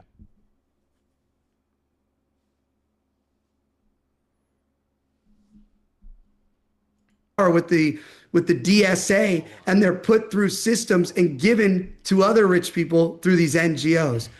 As mayor, I'll be Robin Hood. I'm going to make sure that what's taxed by the rich goes to the communities, goes to the infrastructure, goes to improving Los Angeles, not going. Yeah. And I love that. That's what I want to see. That's what people want to see. They're tired of LA being broken down and destroyed. And yeah, Spencer Pratt, I think, is the voice that everybody needs. I think people in LA are actually going to show up to vote for this man. He offers these people real hope. And I love the fact that he's going across the podcast circuit, maybe circus. But yeah, man, amazing. To increasing problems, making our streets worse and more dangerous. But yeah, I think everyone in LA is very aware of how terrible it is. Again, that's why I'm so confident in winning, because the pendulum is swung. This is not like a Spencer's eyes thing. Everyone who's going to vote for me is living what I'm talking about. I don't have to make up numbers. I don't have to draw diagrams or have fake data. These are all lived experiences that people are done with. Hell to the frickin' yeah, dude. Oh man, this guy, I am jacked to the tits right now. I'm jacked to the tits. I am jacked to the tits right now. Uncle Chris says vote for me. Uncle Chris, I might just do that, bro. I might just do that. I might vote for Uncle Chris. Well, right now, in all the polls, leading is undecided. 26, 40, and 51% voters were undecided. Do you think if they understand your message, they're going to vote for you? Do you think if they understand the truth you're delivering, they're going to vote for you? I think they just didn't say my name because they didn't want to get into an argument with whoever the pollster. I've talked to multiple people that a pollster would call them and they'd say Spencer Pratt, and then they would argue with them for 10 minutes. So I believe that if somebody gets you on the phone and you're voting for me, you just say undecided and you hang up. Not to mention the people that are voting for me don't even have time to pick up the phone because they got kids, they got jobs. They got a life. And that's what I'm trying to say. People with a life tend to vote Republican. People with no life tend to vote Democrat, in my opinion. Yeah. Because, I don't know, I think I think people who vote Democrat are just lazy. Also, I'm just not a big fan of the Democrat Party because it's overrun by socialist idiots like Karen Basul. They got all these things. Nobody's got time. The amount of spam calls that go to LA phones right now, I got 400 spam calls a day. You think people are picking up a random number to talk to a pollster? Absolutely not. Those polls connect to no reality. So the fact that Yep, that's why I firmly believe that the polls are full of shit. Remember the same polls, maybe not the same polls, but remember when the polls said that Kamala and Hillary were going to win? Okay, do you remember that, you guys? The only people who answer pollsters are people with no lives. And people with no lives tend to vote Democrat. Simple as that. They even say that is great news to me. But That's I'm my opinion, very by the way. And I'll confident say allegedly, in over allegedly. 51% of the vote That was on my June opinion. 2nd. My opinion, allegedly.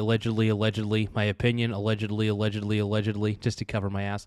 Allegedly. Is going to be for me. I think people are already, because I'm getting, again, thousands of messages. The ballots have already dropped. People are circling my name, which is at the top of the ballot, which is a sign, number one. They're circling it all day long right now, and they're sending in their ballots every day, and they're tagging me in these videos. People are so excited. People, yeah, exactly. People want to vote for this man. People in I think he will win. I think he can actually win L.A. Mark my words. I think Spencer Pratt. You know what? I'm going to make a TikTok about that.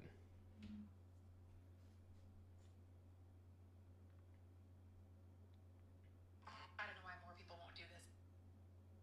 I don't know why either.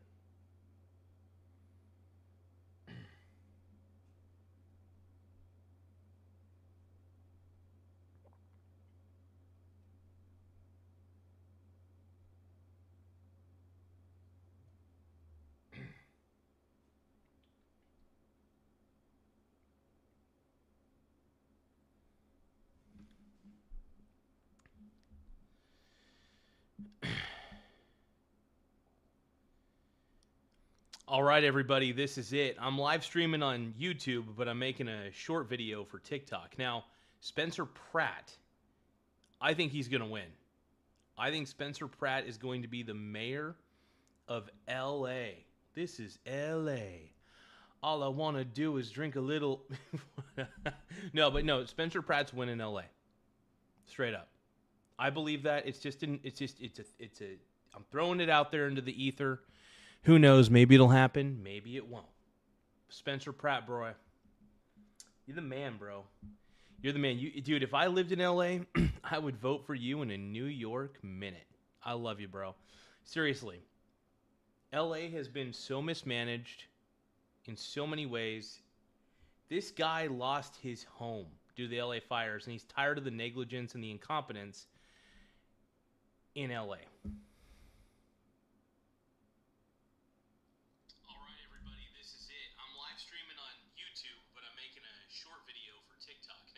Spencer Pratt, I think he's going to win. I think Spencer Pratt is going.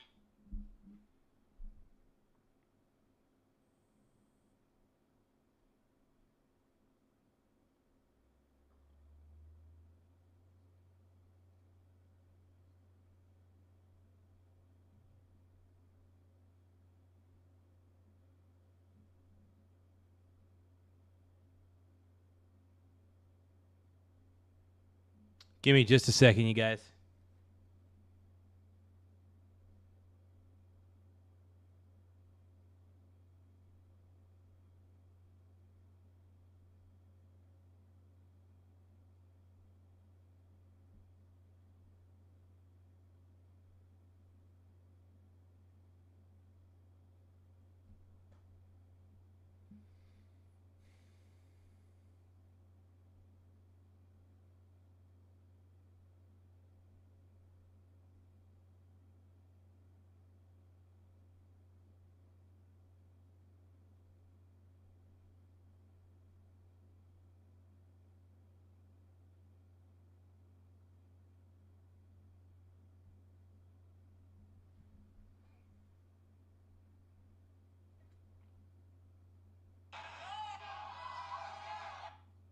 All right, I'm posting that to TikTok, dude.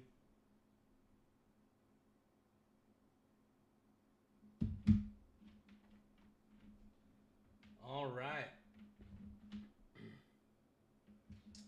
Spencer Pratt, though, dude. He's if I could vote for him, I would vote for him in a second. It wouldn't take that long, man. I just did a TikTok But holy crap, bro. Holy crap. To vote for a mandate and change. If you vote for either of the other two people, you're getting the exact same thing or worse. And you're going to get worse because the only thing that Democrats know is not progression, but it's regression. I believe that we should stop calling them the progressive left. We should be calling them the regressive left. And, man, I love it, dude. I love it. When you vote for me, somebody's saying, we are done with this. We are stopping this. It's not even it's a black and white situation here. It's 180 change with me, and that's what people want. We are done. And so it's exciting. Exactly. And I'm all for it, dude. I love what this guy represents. He's angry, and rightfully so. He lost his home in the LA fires due to the negligence of one allegedly Mayor Karen Bass. All right, everybody, this is it. I'm live streaming on YouTube, but I'm making a short video for TikTok. I'm watching this one more time. Spencer Pratt. I think he's going to win. I think Spencer Pratt is going to be the mayor of LA. This is LA. All I want to do is drink a little. No, Spencer Pratt's winning LA. Straight up. I believe that. I'm throwing it out there into the ether. Who knows? Maybe it'll happen. Maybe it won't. Spencer Pratt, bro. You're the man, bro. You're the man. Dude, if I lived in LA, I would vote for you in a New York minute. I love you, bro. Seriously. LA has been so mismanaged in so many ways. This guy lost his home due to the LA fires, and he's tired of the negligence and the incompetence in LA. All right, everybody, this is it. I'm live streaming on.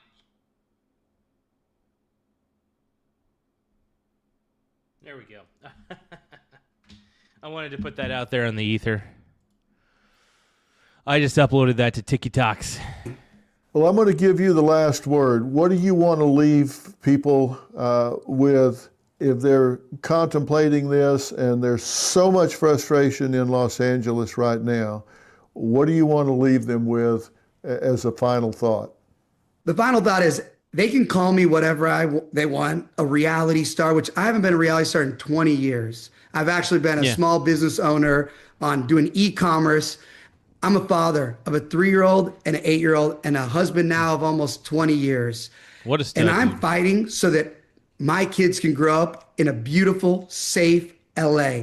That's who I'm fighting for. So I can move back to LA when one day, God willing, we can rebuild. They will say whatever they want. They'll try to say he's connected to this political party. He's this. It's all lies. I'm a native Angelino that will never do tribal politics. I will work with whoever we have to make LA successful. I will never talk about national politics. Make LA successful again, bro. That's what I want to see, bro. Make LA successful again. I don't even live in LA, but I would love to see. I want to see California great too. I want to see Oregon great. I mean, we're run by a crazy, in my opinion, a crazy left-wing governor. Ooh, she's Tina Kotek, dude. I'm voting for Chris Dudley, by the way. In Oregon, I'm voting for Chris Dudley for governor. Don't know if it's going to happen or not, but I love the duds. Politics. I will never talk about different states. We have local city problem issues. They have nothing to do with anything outside of our city. And our current leadership likes to point fingers and yell and do anything they can to distract you from their own failures. So I'm excited to come in and be. Here's the problem with Karen Bassoul and everybody else. They're using, what's it called? Deflection. Deflect. That's all they're doing, dude. Part of the system in the sense of an outsider. I don't want to be a politician. I will never become a politician. I'm going to be a fighter for communities. The one thing they like to say is Spencer won't be able to do any of this because of the city council. My goal as mayor is to be in everyone's community and fighting these city council members on behalf of their constituents that feel ignored. All these community leaders that I talk to, they feel ignored by their city council member and they feel ignored by the mayor. As mayor, I'm going to be in these streets with these city council members, and I'm going to make sure that they're voting and they're doing decisions based off of their community, not based off of these NGO scams and these. It's criminal what's going on in LA. So I would say get your ballot, mail it in. Do not wait for June 2nd. Yep. And vote for Spencer Pratt as fast as you can. And let's stop these corrupt politicians that have destroyed the city we love. And let's stop doing politics and get down to actual results and making decisions on behalf of Angelenos. Well, very well said. I appreciate you taking the time to talk, and let's stay in touch and keep people informed. Absolutely. Thank you so much. All right, Spencer. Freaking amazing, dude. Spencer Pratt, everybody. Give a round of applause, dude. Fuck. Amazing.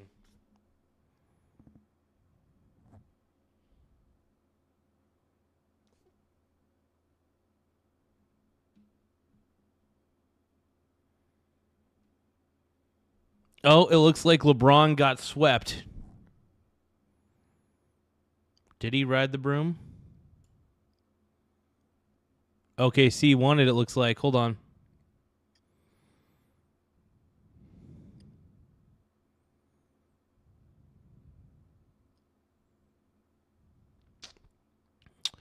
Okay, Oklahoma City Thunder swept the Lakers, dude. The Lakers got swept. They got demolished. Wow. Holy crap.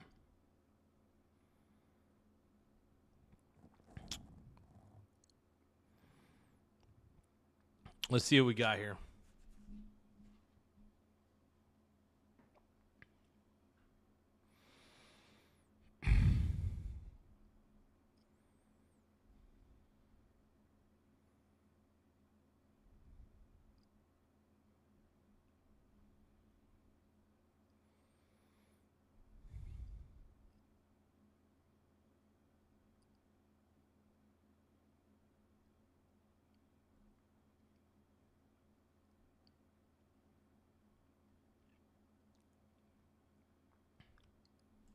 All right, Rose Garden Club dinner. Let's take a look at.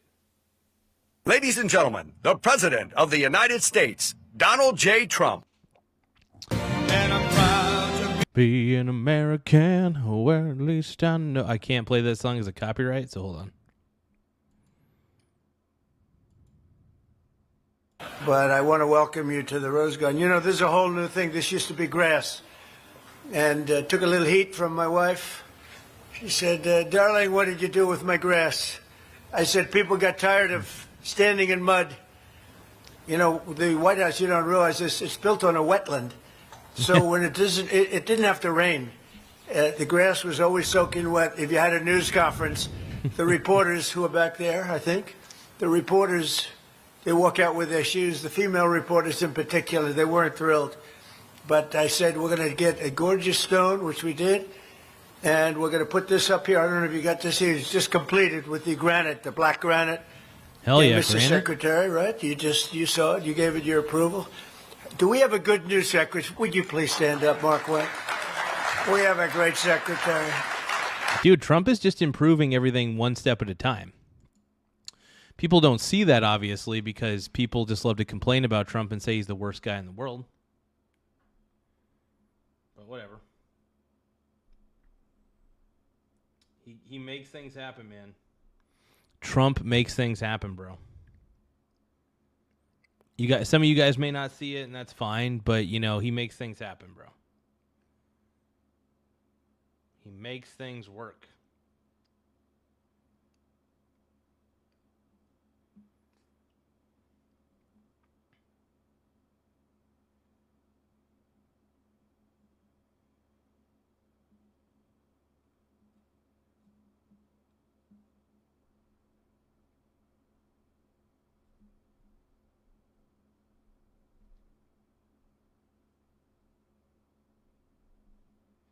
All right, everybody, this is it. I'm live streaming on YouTube, but I'm making a short video for TikTok. Now, Spencer Pratt, I think he's going to win. I think Spencer Pratt is going to be the mayor of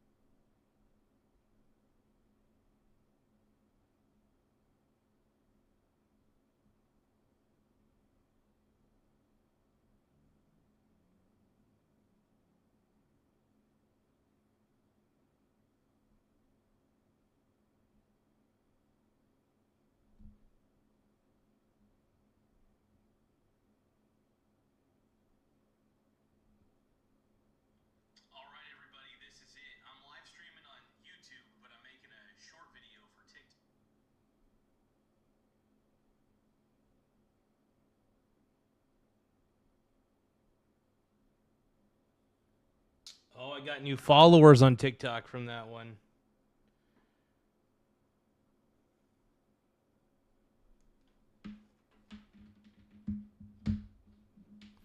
Okay, let's keep going.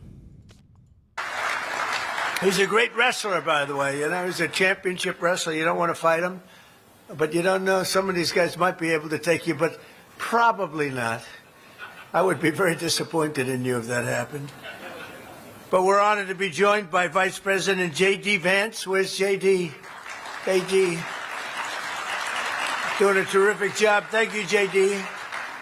Interior Secretary Doug Burgum. Doug. And we'll be opening up the reflective pond. It's called the reflective pond. Oh, we got my boy Archer in the house. Hell yeah, what up, Archer? My boy, dude. My boy. Goes from the Lincoln to the Washington Monument, and it goes all the way. It's 2,500 feet. Think of this. And President Obama, a man who was a great divider, he spent 54 the divider in chief, Obama, million trying to fix it, and it made it worse. They've been trying to get it fixed for the last 40 years. We got Archer, man. I love so you, I Archer. got involved with Doug.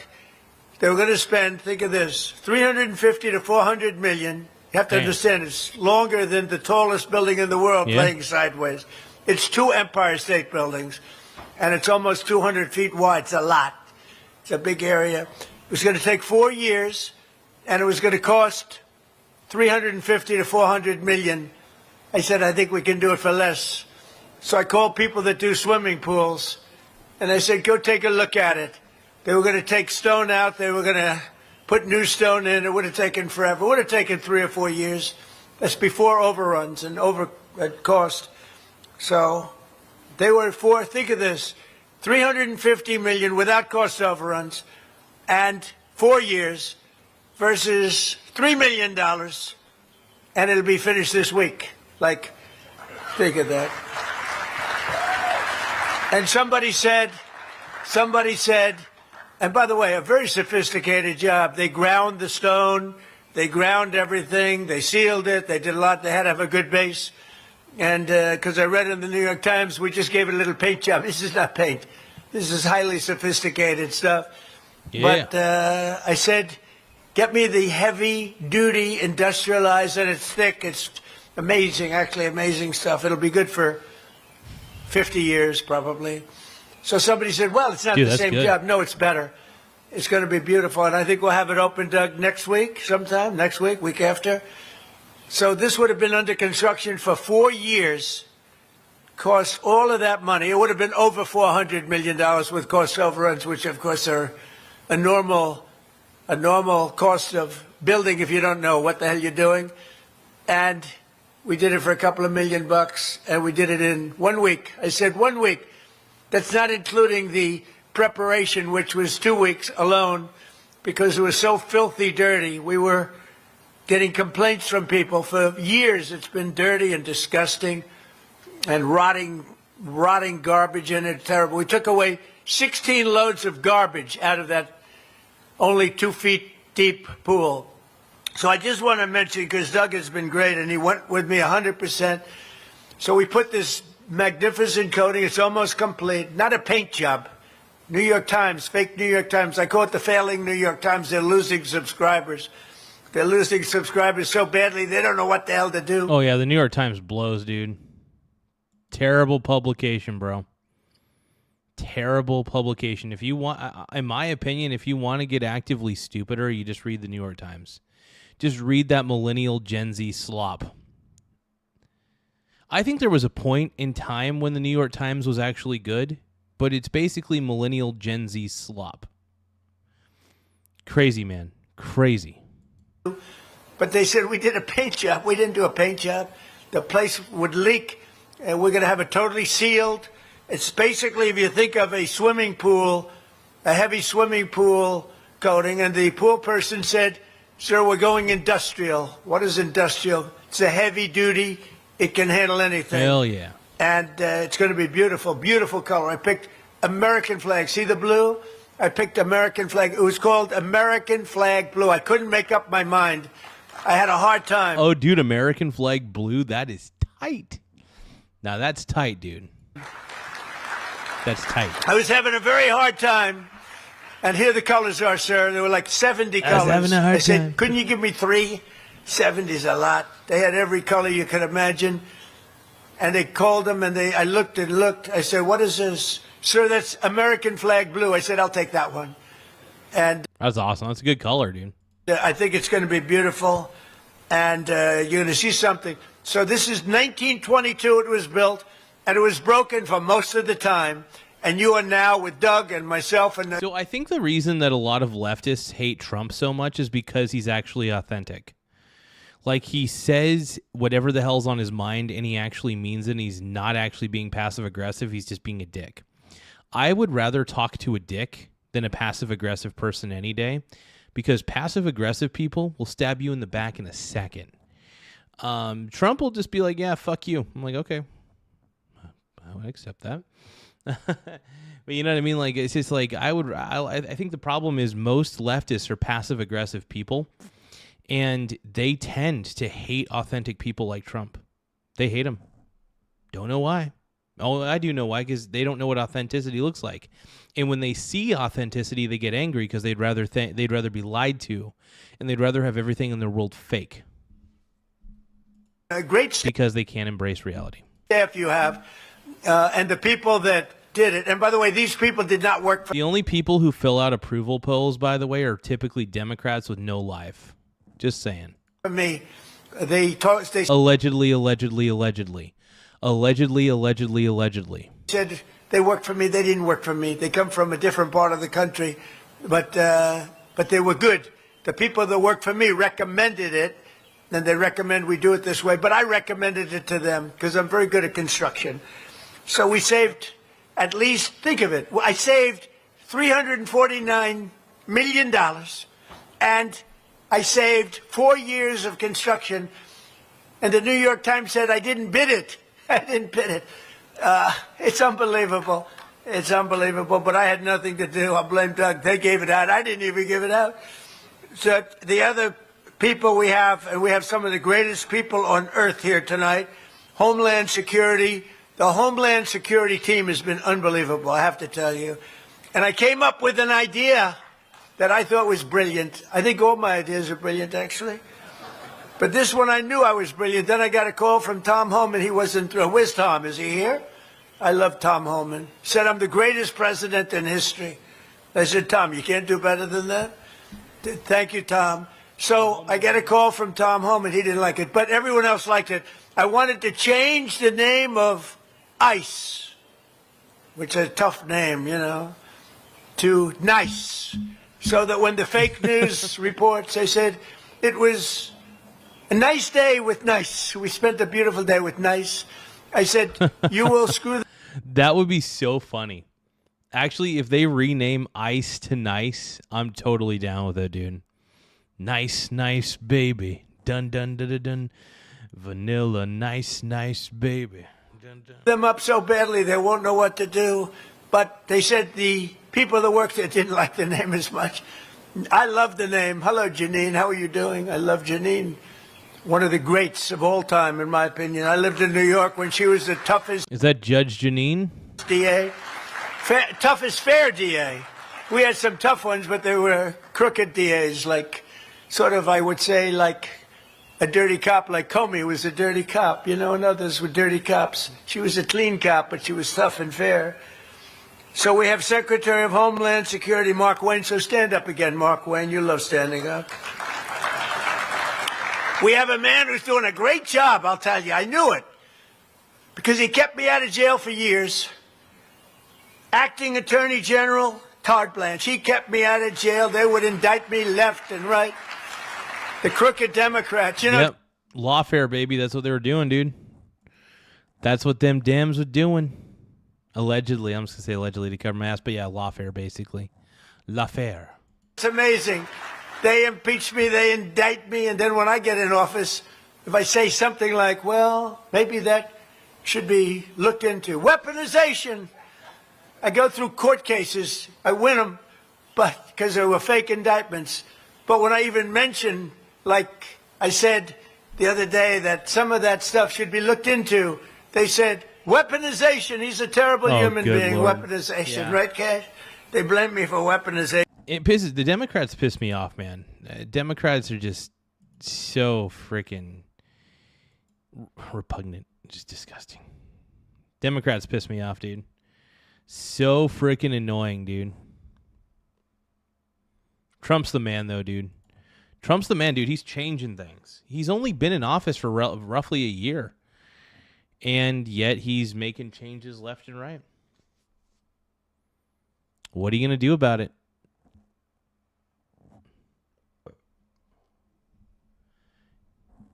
Do you want to know why he didn't? He actually, you know, he just to let you know, the charges were dropped. So there's no court case to be won when the charges are dropped. Just as an FYI. If they drop the charges, that means the charges were invalid. Did you know that? Did you know that? If they drop the charges are invalid. Pretty good. I'm not going to do it. I'm not. F you, I won't do what you tell me. F you, I won't do what you tell me. Hell no. Hell no. They are a crooked bunch, and we want to keep it the way it is. What we have now, we have great law enforcement now. We have law enforcement that loves our country, not law enforcement that's sick and dangerous. White House Deputy Chief of Staff Stephen Hell Miller yeah. was fantastic. Stephen, thank you, Stephen. He's great. He's an MVP candidate. That's all I can say. FBI Director Kash Patel. Does he get enough publicity? If you could get a little more publicity, it would be great. Thank you, Kash. DEA. I'm not a fan of Kash Patel. I'm not going to lie. I'm just not a fan of Kash. Kash Patel, there's just something about the guy that just seems a little wonky to me. You know what I mean?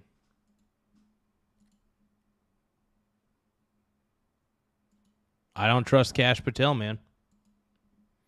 I just don't. I don't. Hell no. Hell no. Trump is the man, bro. Trump is the man. You know it. I know it. The American people know it. Trump is the man, dude. You just jealous. You are jealous.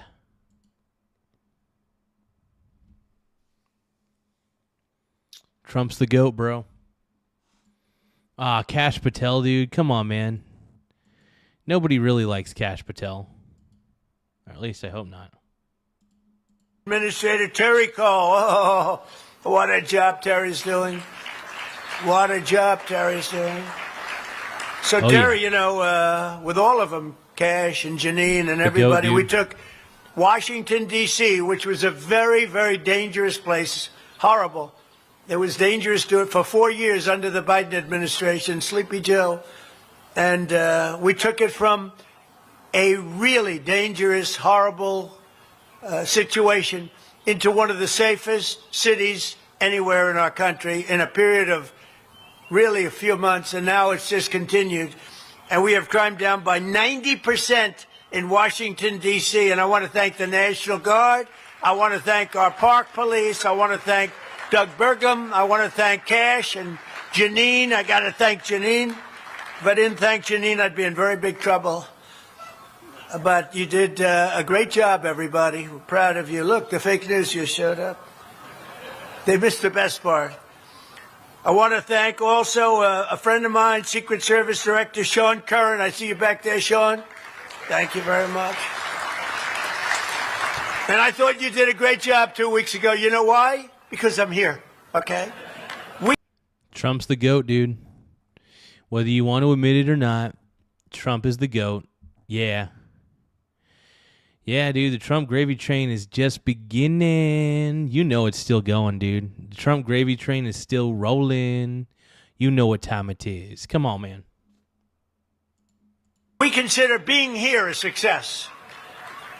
And I tell you what, your people are all over the place. You know, you got a little, no matter how well you do, they're going to find fault. But I I will Oh, yeah. be the one to find fault if I think there was fault. They had great professional people, and they came out, and within seconds, I saw them take JD by the shoulders and lift him up like he was a little boy. I said, how come they didn't lift me up so fast? They lifted JD, got ripped out of the chair. That was a view of the week. But they did. Dude, Trump's so funny, dude. Trump is one of the funniest dudes out there, man. This is why I like him. He's funny. He's good at what he does. He understands his mission. He understands his job. I love it, bro. Pretty Good is saying, my goodness, bro, read the room. Yeah, I'm reading the room, and you know what I see is a bunch of morons in the chat, a bunch of leftists in the chat. You know what? I'm going to read the room, and you know what? I'm going to do the exact opposite of what the room wants me to do. I'm going to do the exact opposite of what the room wants me to do. Pretty good. Oh, yeah. Trump's the man. Trump is the GOAT, bro. Trump's the man. Don't care. The job, JD, right? I think so. The director of the U.S. Marshal Service, Gaddy Saraltas. Gaddy, where are you, Gaddy? Great job. And you, with what you've done in D.C., the whole team. Gift yum. Gift yum. Hey, thank you, Mr. Tahoe OG. Appreciate the potion for 500. Everybody give a shout out to Tahoe OG 43. Trifecta. Gift yum. Gift yum. But no, big shout out to you, man. Thank you for the potion. I'm going to love it. I'm going to leave it. Everybody, welcome Tahoe OG to the chat, baby. Love you too, Mr. Tahoe OG. You're the man, bro. You're the man now, dog. I'm so proud of D.C. because, they all said that it really couldn't be saved. You got to remember, we took over 5,000 people out of here. They were career criminals. They came in through the border, through Joe Biden's open border. One of the dumbest things I've ever seen, open border. We had 6,000, thousands. I won't even go into numbers because who knows what they represent. But Hey, Tahoe OG, thank you for the flowers for 30 jewels. I appreciate it, brother. Everybody give a shout out to Tahoe OG for the flowers for 30 jewels. Appreciate you, brother. Gift yum.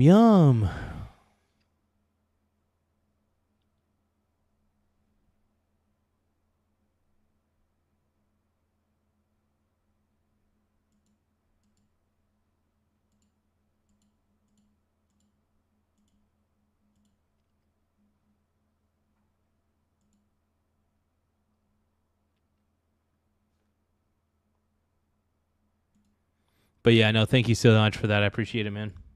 we had thousands of criminals. We had numerous murderers, people that were in for murder, people that were taken out of jails. They murdered more than one person, and we got them out of here. We got them out, and overall, I think we took over 5,000 people, yeah, career bro. criminals, out of Hell D.C. yeah.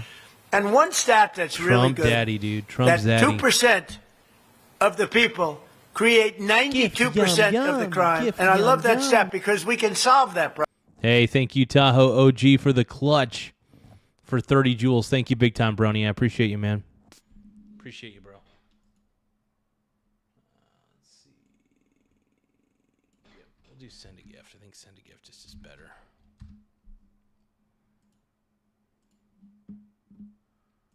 Send a gift for a line.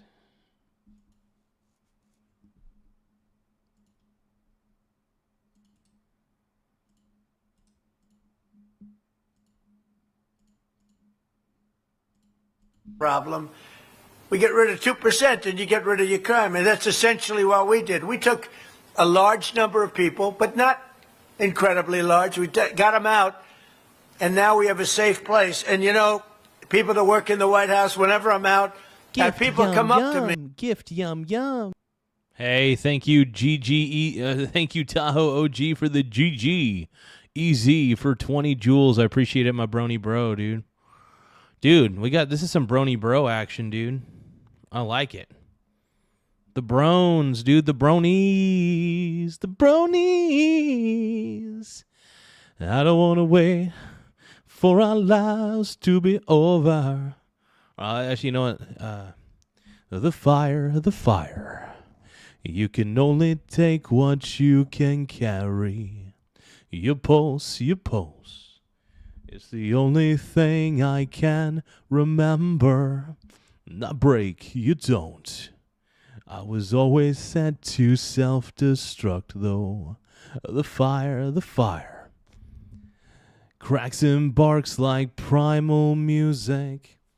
Pretty good says independents care about groceries and gas prices. You know what? I think it's very short-sighted to think only 15 minutes ahead of you. If you looked at the bigger picture, you would realize that Iran has been one of the worst countries out there. Iran's done a lot of terrible things. The Iranian government specifically. Number one state sponsor of terror? Killing their own citizens for protesting? Trump is and by the way, enriching uranium to near weapons grade levels. Do not forget that. Trump is doing the world a favor by taking out the Iranian regime. He's doing the world a favor. And you know what? Gas prices are going to be a little high for just probably another month. I don't know. I can't predict these. But even if gas is a little bit high for a little bit, can you think further than 15 minutes ahead of yourself? You have no ability to long-term think is your problem.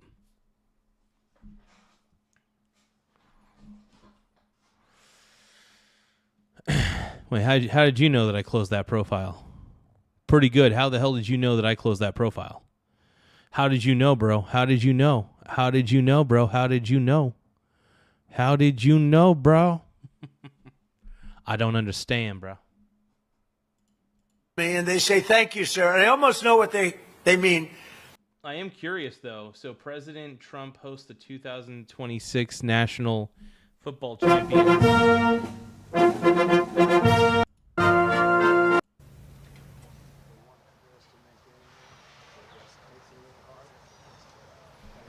Wait, is Fernando Mendoza there? Well, thank you very much, everybody. This is an honor. I watched that game. I watched these guys.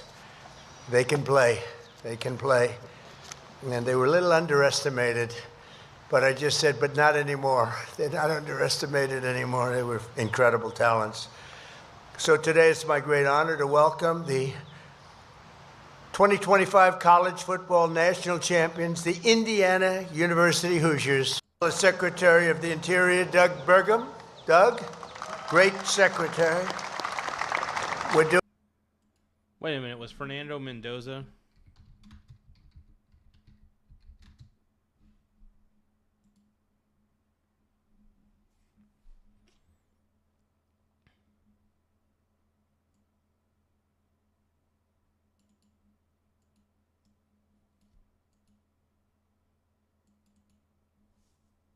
Doing now the reflective pond, and we saved about $600 million or something. It's going to be beautiful. It'll open about 2 weeks, and it's going to be incredible. They've been trying to get it open for years. They had no idea. Hold on, I gotta educate Pretty Good on something real quick. So Pretty Good 80 says 34% approval rating, Garza. It won't get better as time goes on. So here's what I'm going to tell you. Approval ratings don't actually matter. Do you want to know why? Because the only people who do approval rating things are Karens, leftist Karens typically. Leftist Karens typically do that. The only people who even talk to pollsters or do approval polls are people who have no life. People who have no life tend to do polls. And those people that have no life, in my opinion, tend to vote Democrat. That's my pattern of recognition. That's why the polls are always so wrong. The polls projected that Hillary Clinton would win the presidency. The polls predicted that Kamala Harris would win the presidency. The only people who do polls or approval polls, the only people who answer those pollsters are people with no lives. So I don't give two shits about Trump's approval rating because I know he's doing a good job. And the only people who are complaining are basically Karens. That's not stupid. The only losers take polls. Seriously. Allegedly.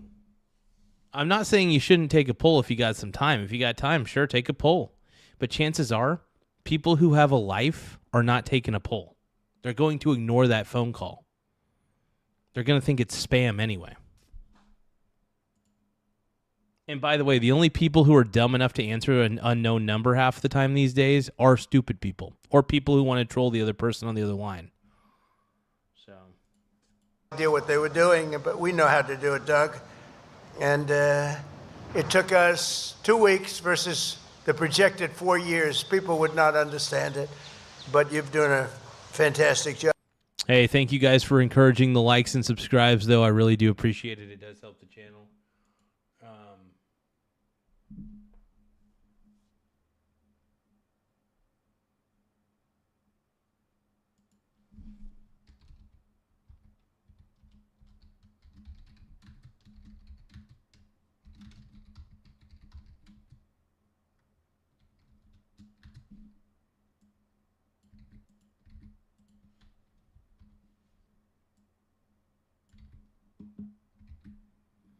Kenny, thank you, bud. I appreciate you all. Thank you guys for joining in. We're going to watch a little Trumpente.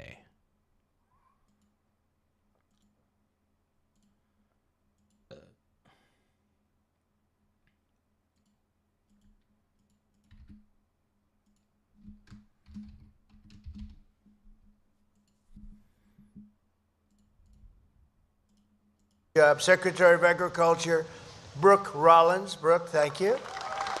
Get those prices down. They're coming down. I see prices. We inherited the worst inflation in history. She's getting the prices down big. Thanks, Brooke. Secretary of Commerce, Howard Lutnick, doing a wonderful job. Thank you, Howard. Acting Secretary of Labor, Keith Sonderling. Thank you, Keith. Good job. Secretary of Energy, Chris Wright, supposed to be the best in the business. Well, you know what? I figured it would triple when we did. We had to make an excursion to the beautiful country of Iran. We didn't want to let them have a nuclear weapon.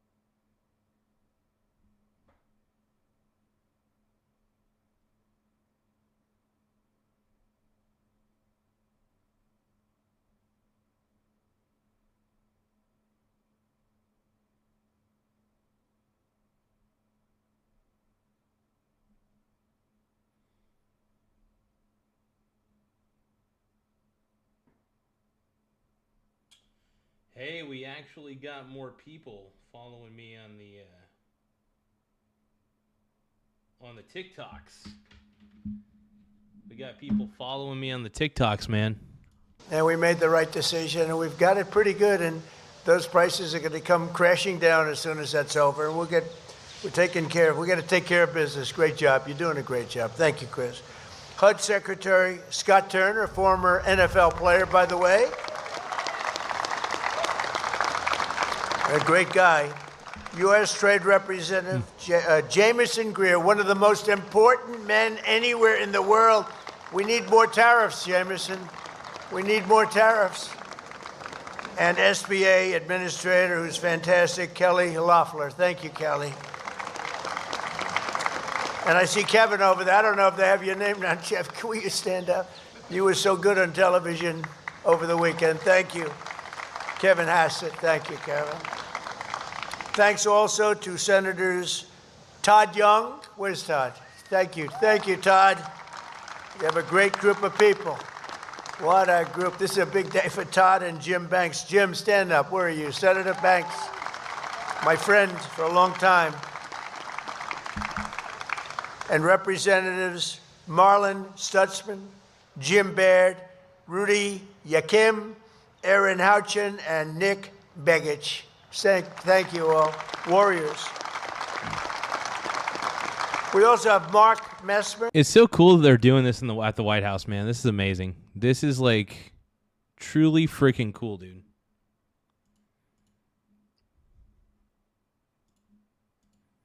Amazing. Hey, thank you for taking the time to subscribe to the channel. You guys, I really do greatly appreciate it. You guys are helping the channel grow in multiple ways. So, once again, from the bottom of my heart, man, I just want to thank, each and every one of you guys for making this channel way better than it otherwise would be. You guys all do make this channel amazing, dude. So thank you, Kenny. Appreciate you, bro. Thank you. Look, we're Trump. We're pro-Trump on this channel. We're tired of the left-wing agenda. I've been tired of the left-wing agenda for a very long time, and I'm proud to say that I'm against the left. So yeah.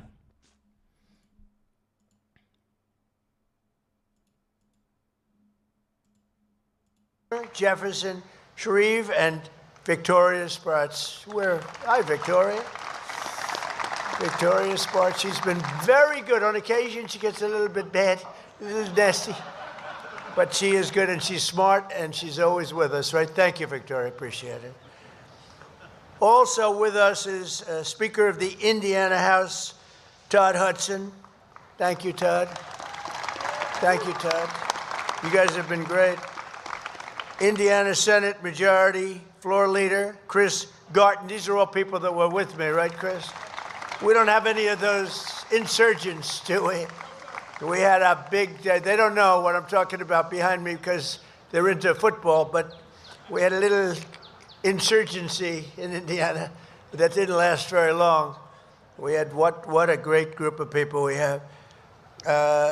We have many of the Republican patriots from the great state of Indiana, including Trevor DeVries, Brian Schmutzler, Blake Fichter, Tracy Powell, Jeff Ellington, Michelle Davis, who last week had a big primary election. They've all, are you the people? I love you people. That was carried all over the world. They ran against people that were there for 20, 25 years, and they were, let's see, I'd say young, certainly young, but they were not expected to win. They were down by 25 or 30 points. We endorsed them, and they won in a landslide. Thank you very much. Congratulations. You'll be there a long time. Thank you very much. That was a story heard round the political world, wasn't it, huh? Wow. That's so nice that you're here. Actually, they're my favorite people right now in the audience. I don't care about that, Jim Banks. They're my favorite people, right? We're also joined by the great Sage Steele, who's a fantastic person and a supporter and a friend of mine. Thank you. Oh, Sage Steele. Hell yeah. Thank you. And former NFL quarterback Trent Green. Great quarterback. Where's Trent? Hi, Trent. Great job. That's a good quarterback. This was a year that will live forever in the hearts of Indiana football fans. It was an exciting year for football, but maybe you're the biggest story. I think, Coach, you're the biggest story. There's no story like this. The Hoosiers delivered the program's first ever undefeated, untied season and capped it off. That is crazy. Undefeated season completely? That is wild, dude. That's a historic season. I didn't know they won every game.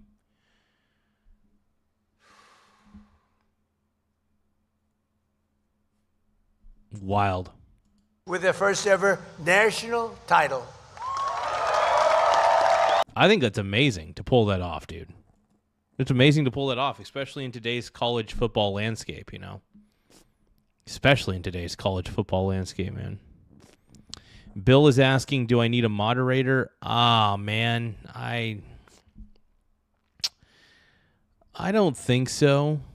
I don't believe so. I don't really moderate anything. I just kind of let people say what they want. If somebody is spamming like a lot, like I'll let a little bit of spam slide. But if somebody's overly spamming in the chat, I will probably just get rid of them completely.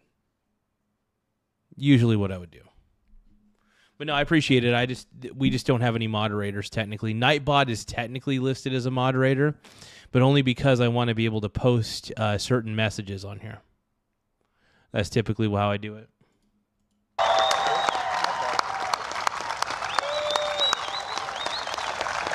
That's amazing.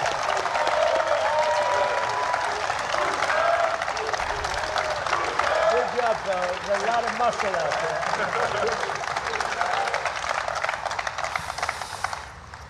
The National Signing Day, think of this, the press conference in 2023, shortly after joining Indiana.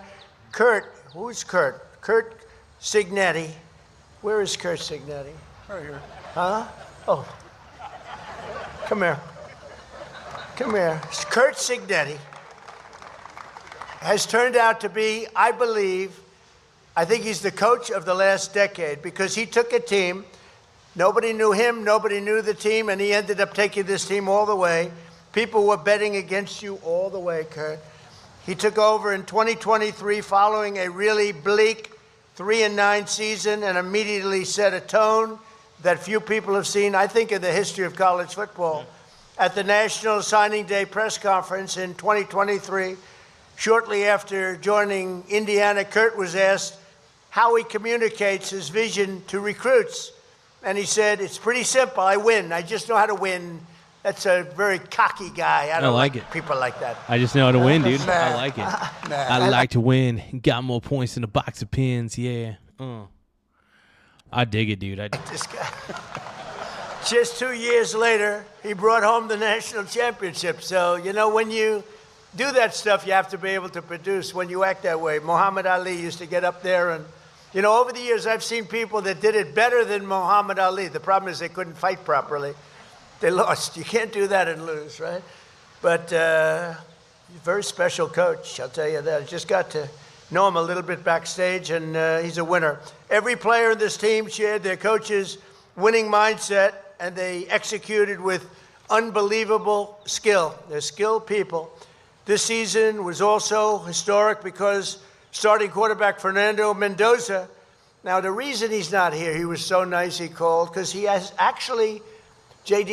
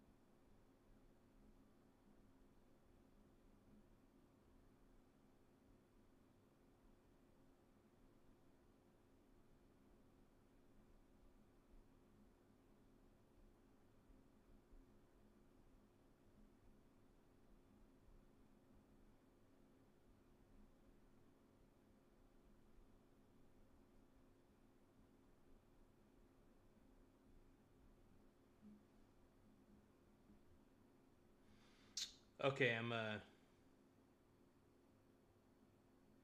lot of people on TikTok who are mad. A lot of mad TikTokers.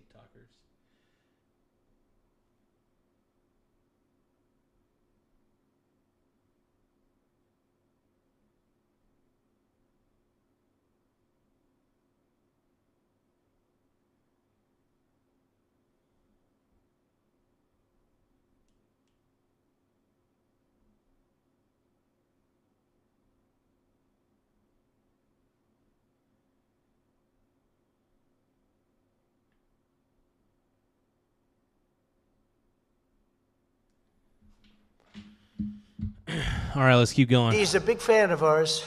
You wouldn't believe it because he didn't show up. I'm not happy, but that's okay. The reason he didn't become historic, I just got to know him a little bit backstage, and he's a winner. Every player in this team shared their coach's winning mindset, and they executed with unbelievable skill. They're skilled people. This season was also historic because starting quarterback Fernando Mendoza. Now, the reason he's not here, he was so nice he called, because he has actually, Yep. JD's a big fan of ours. You wouldn't believe it because he didn't show up. I'm not happy, but that's okay. The reason he didn't, because he's at spring training, right? Correct. And I actually said, you really let him, he's got to win. And I think he's going to win pretty early, Coach, right? You think pretty good? Well, time will tell. He's going to be a good one. Time will tell. A lot of people said they're going to win, but I think he will. No, he's been great. And he's at spring training, like his first day or something. I said, you better go there. But he became Indiana's first. Otherwise, if He's got OTAs, basically. I didn't do that, I believe me, I wouldn't have even talked about him. I would have not, if he was not here for other reasons, like he didn't like Trump or he didn't want to come, I wouldn't have even mention him. I'd go through the whole, I'd talk about how great, I wouldn't even mention the quarterback's name. But he's a great guy, actually, and he is actually a big fan of what we're doing for our country. But he became Indiana's first ever Heisman Trophy winner. We got Frog Eat Frog saying Garzilla, dude, my boy, dude. Captain Whiffamer says Fatsa the Lard. Hell yeah. Fatsa. Oh my God. Raiders got Mendoza, dude. Yep. Fernando Mendoza's on the Raiders, you guys. And he's got to do OTAs, man.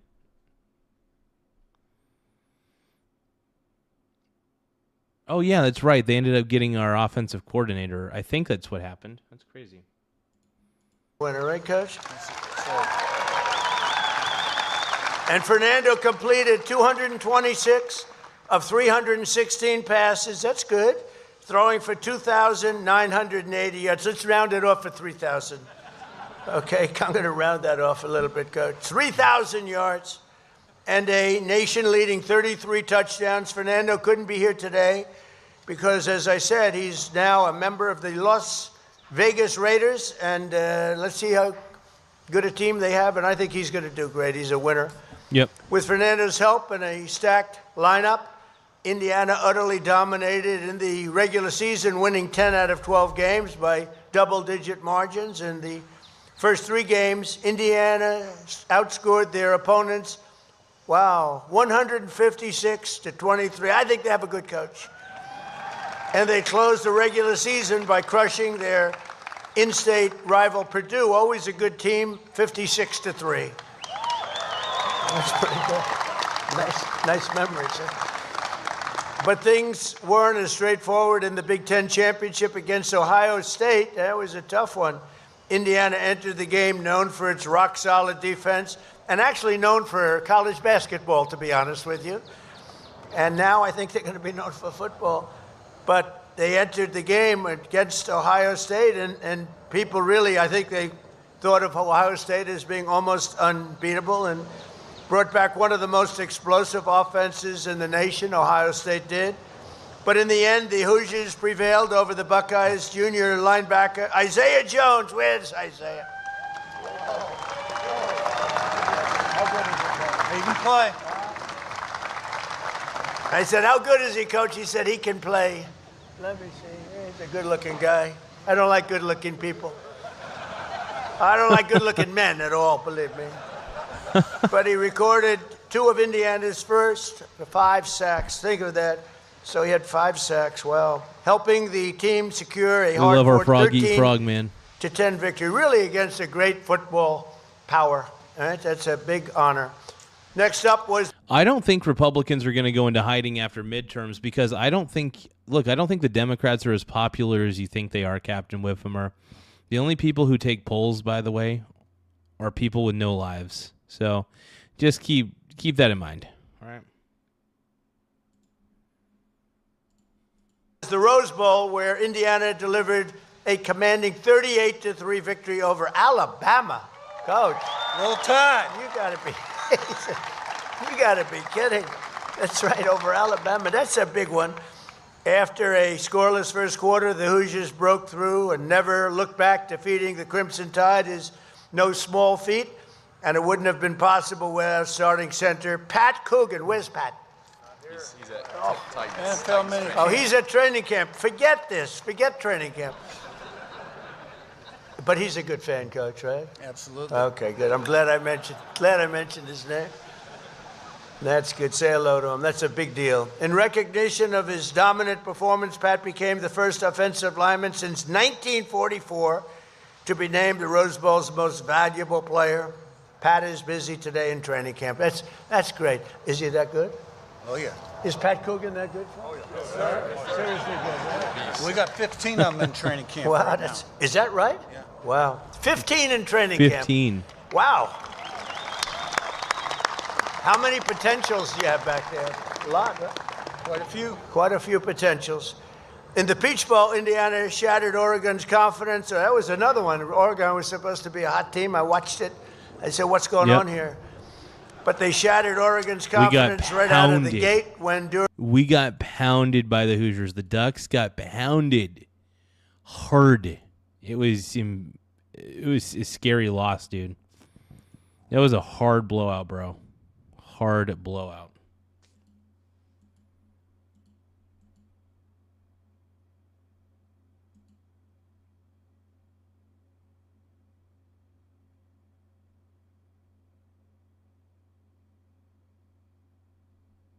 During the first play of the game, cornerback D'Angelo Pons, what a good name, intercepted the ball. Where's D'Angelo? Training camp. Oh, I can't believe it. They're all in training camp. They're all in training camp. No wonder you won. He was a junior. Wow.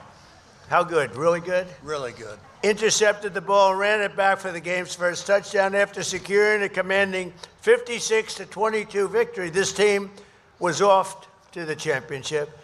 In the championship game against Miami, Indiana held a narrow 10-0 lead at halftime, controlling the pace but unable to pull away. The score remained low for most of the game, but everything changed in the fourth quarter. That's true. With under 10 minutes remaining, Indiana faced a critical 4th and 5. No coach in America would have done what this guy did. They said, this guy is making such a mistake, and he won.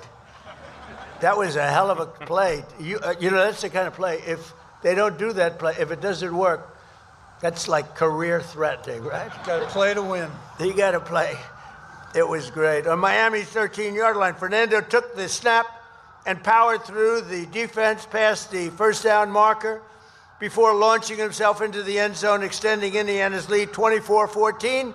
But Miami wasn't done yet.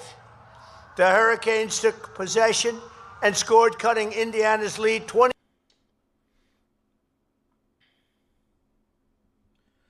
Freaking crazy, man.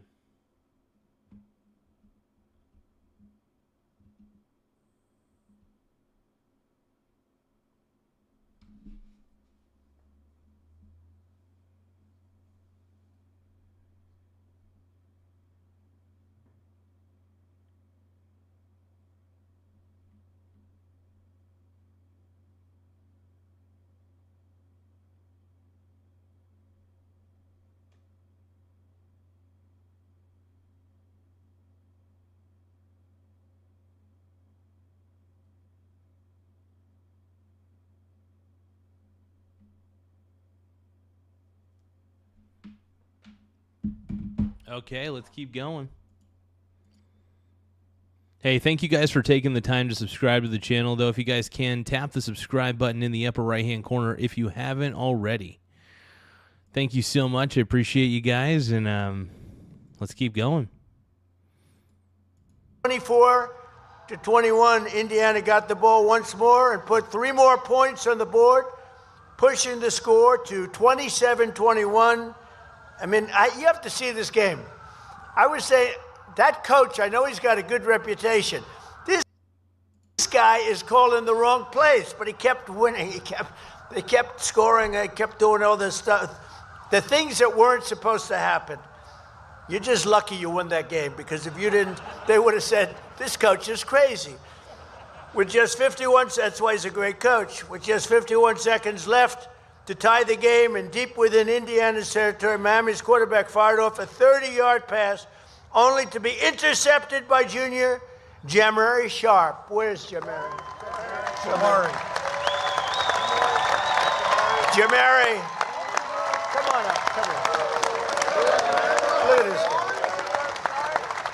You want to say? So go ahead. Tell him how good the coach is. Coach Sig's a very good coach, you know. Once he first came to Indiana, I didn't know if I was going to stay, but I stayed, and I'm glad I stayed because we won a national championship.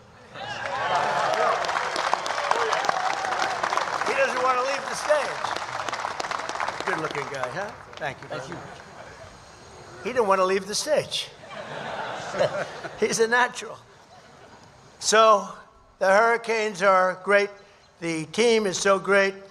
Jamari, I want to thank you for getting up and making such a rousing speech. By the way, a lot of people don't do that. You know, a lot of times they'll do that and say, no, I don't want to talk. But he's got a future in a lot of things, probably football, first of all. From there, the outcome was sealed, and the Hoosiers became national champions. Yeah, that, baby. Right? Go Hoosiers. I was there. You went through a lot of great teams when you think, and real football powerhouses over the years. It's pretty intimidating. Top 10 teams. Yeah, amazing. Top 10s. This team lifted the Indiana football program from a historic low. It really didn't have a good reputation over there, but it tells you what coaching means, too.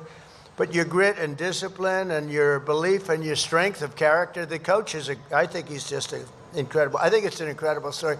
When I heard they were coming today, I said, I got to meet that coach, because he came out of like high school, a great high school program, but you made it good. But what you did is something that I don't think anybody's ever really done in college football history. How is your team going to be this year, Coach? What do you think? Well, we got a chance if we commit, and if we have discipline and a great work ethic, and if we can handle success, and we can handle failure, and we're consistent day in, day out, we might have a chance. How about this guy? Is he central casting or what? The guy's got it, man. He's got he's a good coach, though, man. He really is a great coach, and they're a great team. That Hoosiers team, man, a lot of those kids, they got drafted into the NFL, man. A lot of them were good. They got noticed. That's what happens when you go to the national championship. You get noticed, bro. A lot of those guys got into the NFL because of it. There's probably other reasons. There were probably scouts that knew a lot of these guys were pretty good. But they're amazing. Amazing team. Great to watch. Fabuloso. I'm going to watch you. I'm going to watch you. You're amazing. You have made the fans really proud and inspired millions. All of you, the coach and the players. And reminded everyone that with determination and lots of hard work, anything's possible. And I said to the coach, you know, we have a very special area. Well, that's very special. We're building a beautiful ballroom. You can see it's not too small, Coach. We need it. For 150 years, they've wanted a ballroom. We're going to give them the greatest ballroom anywhere in the country. I'm very good at ballrooms. I'm very good at building things. But I said to the coach, there's a special place here, and it's called the Oval Office. Everything sort of begins, ends, and re-begins again. And I said, if you like, Coach, I'll take your entire team back, and we're going to go to the Oval Office, show him the Oval Office, and we're going to give him a very, very special medal. And I said, so what do you want to do, Coach? He said, we want to go. Hold it. You guys want to go to the Oval Office? Yes, sir. I had a feeling they were going to say that. Dude, they're going to go to the Oval Office? All of them are going to go in there? Dude, that's going to be tight, dude. Feeling. So, Coach, say a few words. You know, I'm really honored to be with this guy because he took something from, it's not like he inherited a great program. He inherited something that was less than great, and he made it into something that probably has never been done at this level, never been done before. Congratulations. I mean, that is pretty impressive, taking a down-in-the-dumps program that everybody gave up on and turn it around in your image as a coach and make it happen. He made it happen, bro. I mean, this coach, dude. But yeah, Fernando Mendoza, total stud. I know he had to be there because of Oakland, the Las Vegas Raiders OTAs and stuff. But, dude, Fernando Mendoza, man, what a stud, dude. What a stud. Stud. Amazing. Yeah, this will probably be the last video I react to for the night because I'm getting a little bit sleepy. I got to go to take a shower. Coach. Thank you. Got a lot of Hoosiers in the stands here and behind me. We got to give them one, two, three, Hoosiers, right? 1, 2, 3, Hoosiers. You got that? Okay, thank you. That's a lot of nice accolades there. Appreciate all that. It all starts with Pam Whitten, our president, Scott Dolson, our athletic director. You got to have a commitment at the top.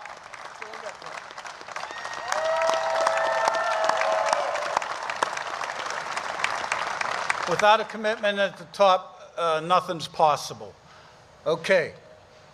2025 Indiana Hoosiers. All right. You know, 24 was a fluke, right? College football playoffs start out 10-0. You know, they won't be very good. All right, 16-0. That's the best record in college football since 1894. That's 132 years. That's before the NCAA. So safe Wow. Really? No, that's actually impressive. to say that's the greatest record in college football history.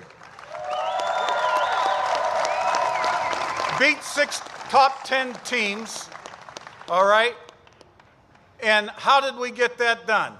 All right? We had great people on the staff that thought alike, in the locker room that thought alike. Great leadership, good talent, great character, coachable, 11 guys doing their job, play in, play out, all right? The sum becomes greater than, the whole becomes greater than the sum of its parts. And the most consistent, day in, day out, meeting in, meeting out, practice in, practice out, group I've ever seen in my life. And to me, it's a simple message, all right? Prepare the right way every single day to a high standard, and anything is possible in life. The only limitations are those between your ears, and you can't have any of those either. Dude, hell of a coach, bro. You don't need those limitations. Exactly. And it's sometimes tough. Sometimes doubts creep in my head from time to time, and you know that's why I try to think as big as possible. I try to write down my goals, and I try to have very big visions for what I want to accomplish and who I want to help and how many people I want to help, you know, things like that. So that matters.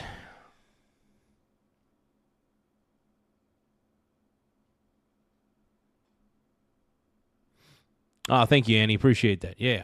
No, and Annie recognizes greatness, all right? Annie's recognizing the greatness. So go IU. Now, it's my pleasure to introduce junior wide receiver Charlie Becker from Nashville, Tennessee, or as Gus Johnson would say, Charlie B from Nashville, Tennessee.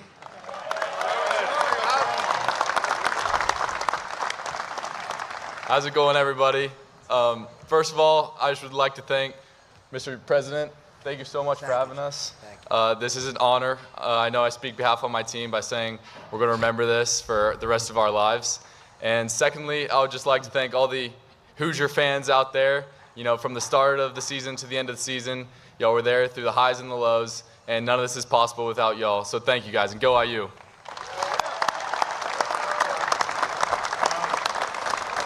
All right, in our appreciation for this great visit today, for President Trump, we have some Hoosier gear which a couple of years ago they were giving away. Now you got to pay a lot of money for this stuff.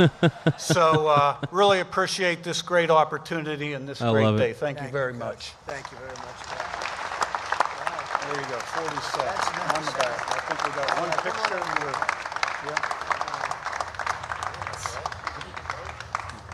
Yeah, baby. I like this guy. Trump daddy, That's dude. great, Trump Coach. daddy. Thank you. What else do you have over there? How about a helmet? Here we go. We got a signed football, 16-0, fast, physical, relentless, go IU. Wow. Kurt Signetti and players. That's great, Kurt. That's beautiful. Good, Kurt. We're coming down to the We just got an IU helmet also. Thank you. Now, we'll let you keep the trophy for an NIL contribution. I'll do that for NIL. Boy, oh boy, did the courts screw us up, huh? That's all right. It's whatever happened. It seems to be working for you, and you're gonna make it very successful. You're gonna create something very, very successful. I have no doubt. So we're gonna take the players now to the Oval Office, and they're gonna get a little glimpse at some. I think it's the most important piece of real estate anywhere in the world in terms of victory and in terms of winning and in terms of things that are happening. Things are happening right now. Our country, you know, a little bit like your team, our country a year and a half ago was laughed at. We were. Yep. Dude, I love this. He's doing a comparison of when we had Biden, but we got a new coach. We got Coach Trump. Saving America, making America better, not listening to the stupid European countries that don't know anything. Trump daddy, dude. Mocked, and now we're the hottest country anywhere in the world. There's nobody close. We're the greatest. Hell yeah, brother. We are. You know it, bro. Military in the world. I honestly agree. Unparalleled, and we're doing a job. We've made America great again, and this team has got a tremendous future. The question that you're asking is, does he ever stop telling the truth? I don't know, man. It's tough. He's constantly, dude, he's slinging the truth, man. He's slinging the truth, bro. He's doing it. Don't lose the coach. She said, we can't lose the coach. It's a piece of work, right? We're not going to lose him. But I just want to thank everybody. It's a great turnout. It's a great turnout. But you know, we do this a lot, and there's always spirit for a winning team. We have all the teams come here, but this was one I really look forward to because the story of Indiana University is really a legendary story. It's a very unusual story. We have a lot of teams where they win, and they keep winning, and they keep winning. They don't know what it is, and you have some that lose and get a little bit lucky. This is a team that came out from really a program that was a basketball program largely, and now it's a great, great football program, and you're going to have a tremendous year. It's a fantastic group, and I look forward to watching. It's going to be a very interesting, but you're going to have a great year. And I know people like this. There are very few of them. Never bet against a guy like this, I'm telling you. Never bet. He's like, because he's going to find any way he can to win. Absolutely. He's going to find any way he can to win. You play to win. I love it. You play to win. A lot of people play not to lose, but you got to play to win. There is a difference, by the way. There's a difference between playing not to lose and then playing to win. Big difference. Big freaking difference. You have no idea. Bet against a guy like Kurt. So thank you, Kurt and Coach, very much, okay? Thank you very much. Thank you, everybody. We're going to take him to the Oval Office. Thank you. Let's go, fellas. Come on, follow us.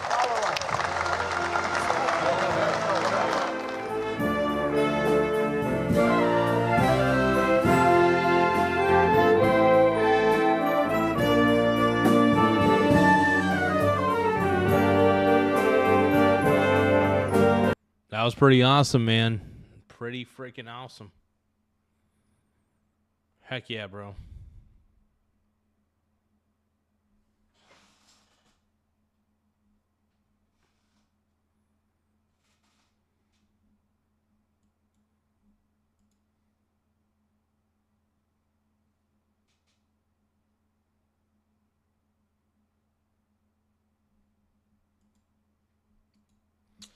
All right, you guys. Well, I am a little bit tired for the night. I got to get some sleep. If you guys want to send any super chats or gifts, feel free to. More super chats and gifts. We'll give you guys a final shout out. If you guys, you have 10 seconds. If you guys have any gifts that you guys want to be seen on the stream, you got 10 seconds. 10, 9, 8, 7, 6, 5, 4, 3. Annie, thank you so much. I appreciate you, Annie. Seriously. You're incredible. All you guys are incredible. But Annie, most importantly, man, thank you so much. You rock. 3, 2, 1. All right, you guys, we're going to end the stream. I just hope you guys have an incredible rest of the night. You guys have made this a good one tonight, and you made this a fun one, and couldn't have done it without you guys. So, once again, mucho appreciated, you guys. I love you all. Mwah. Have fun, everybody. Oh, yeah.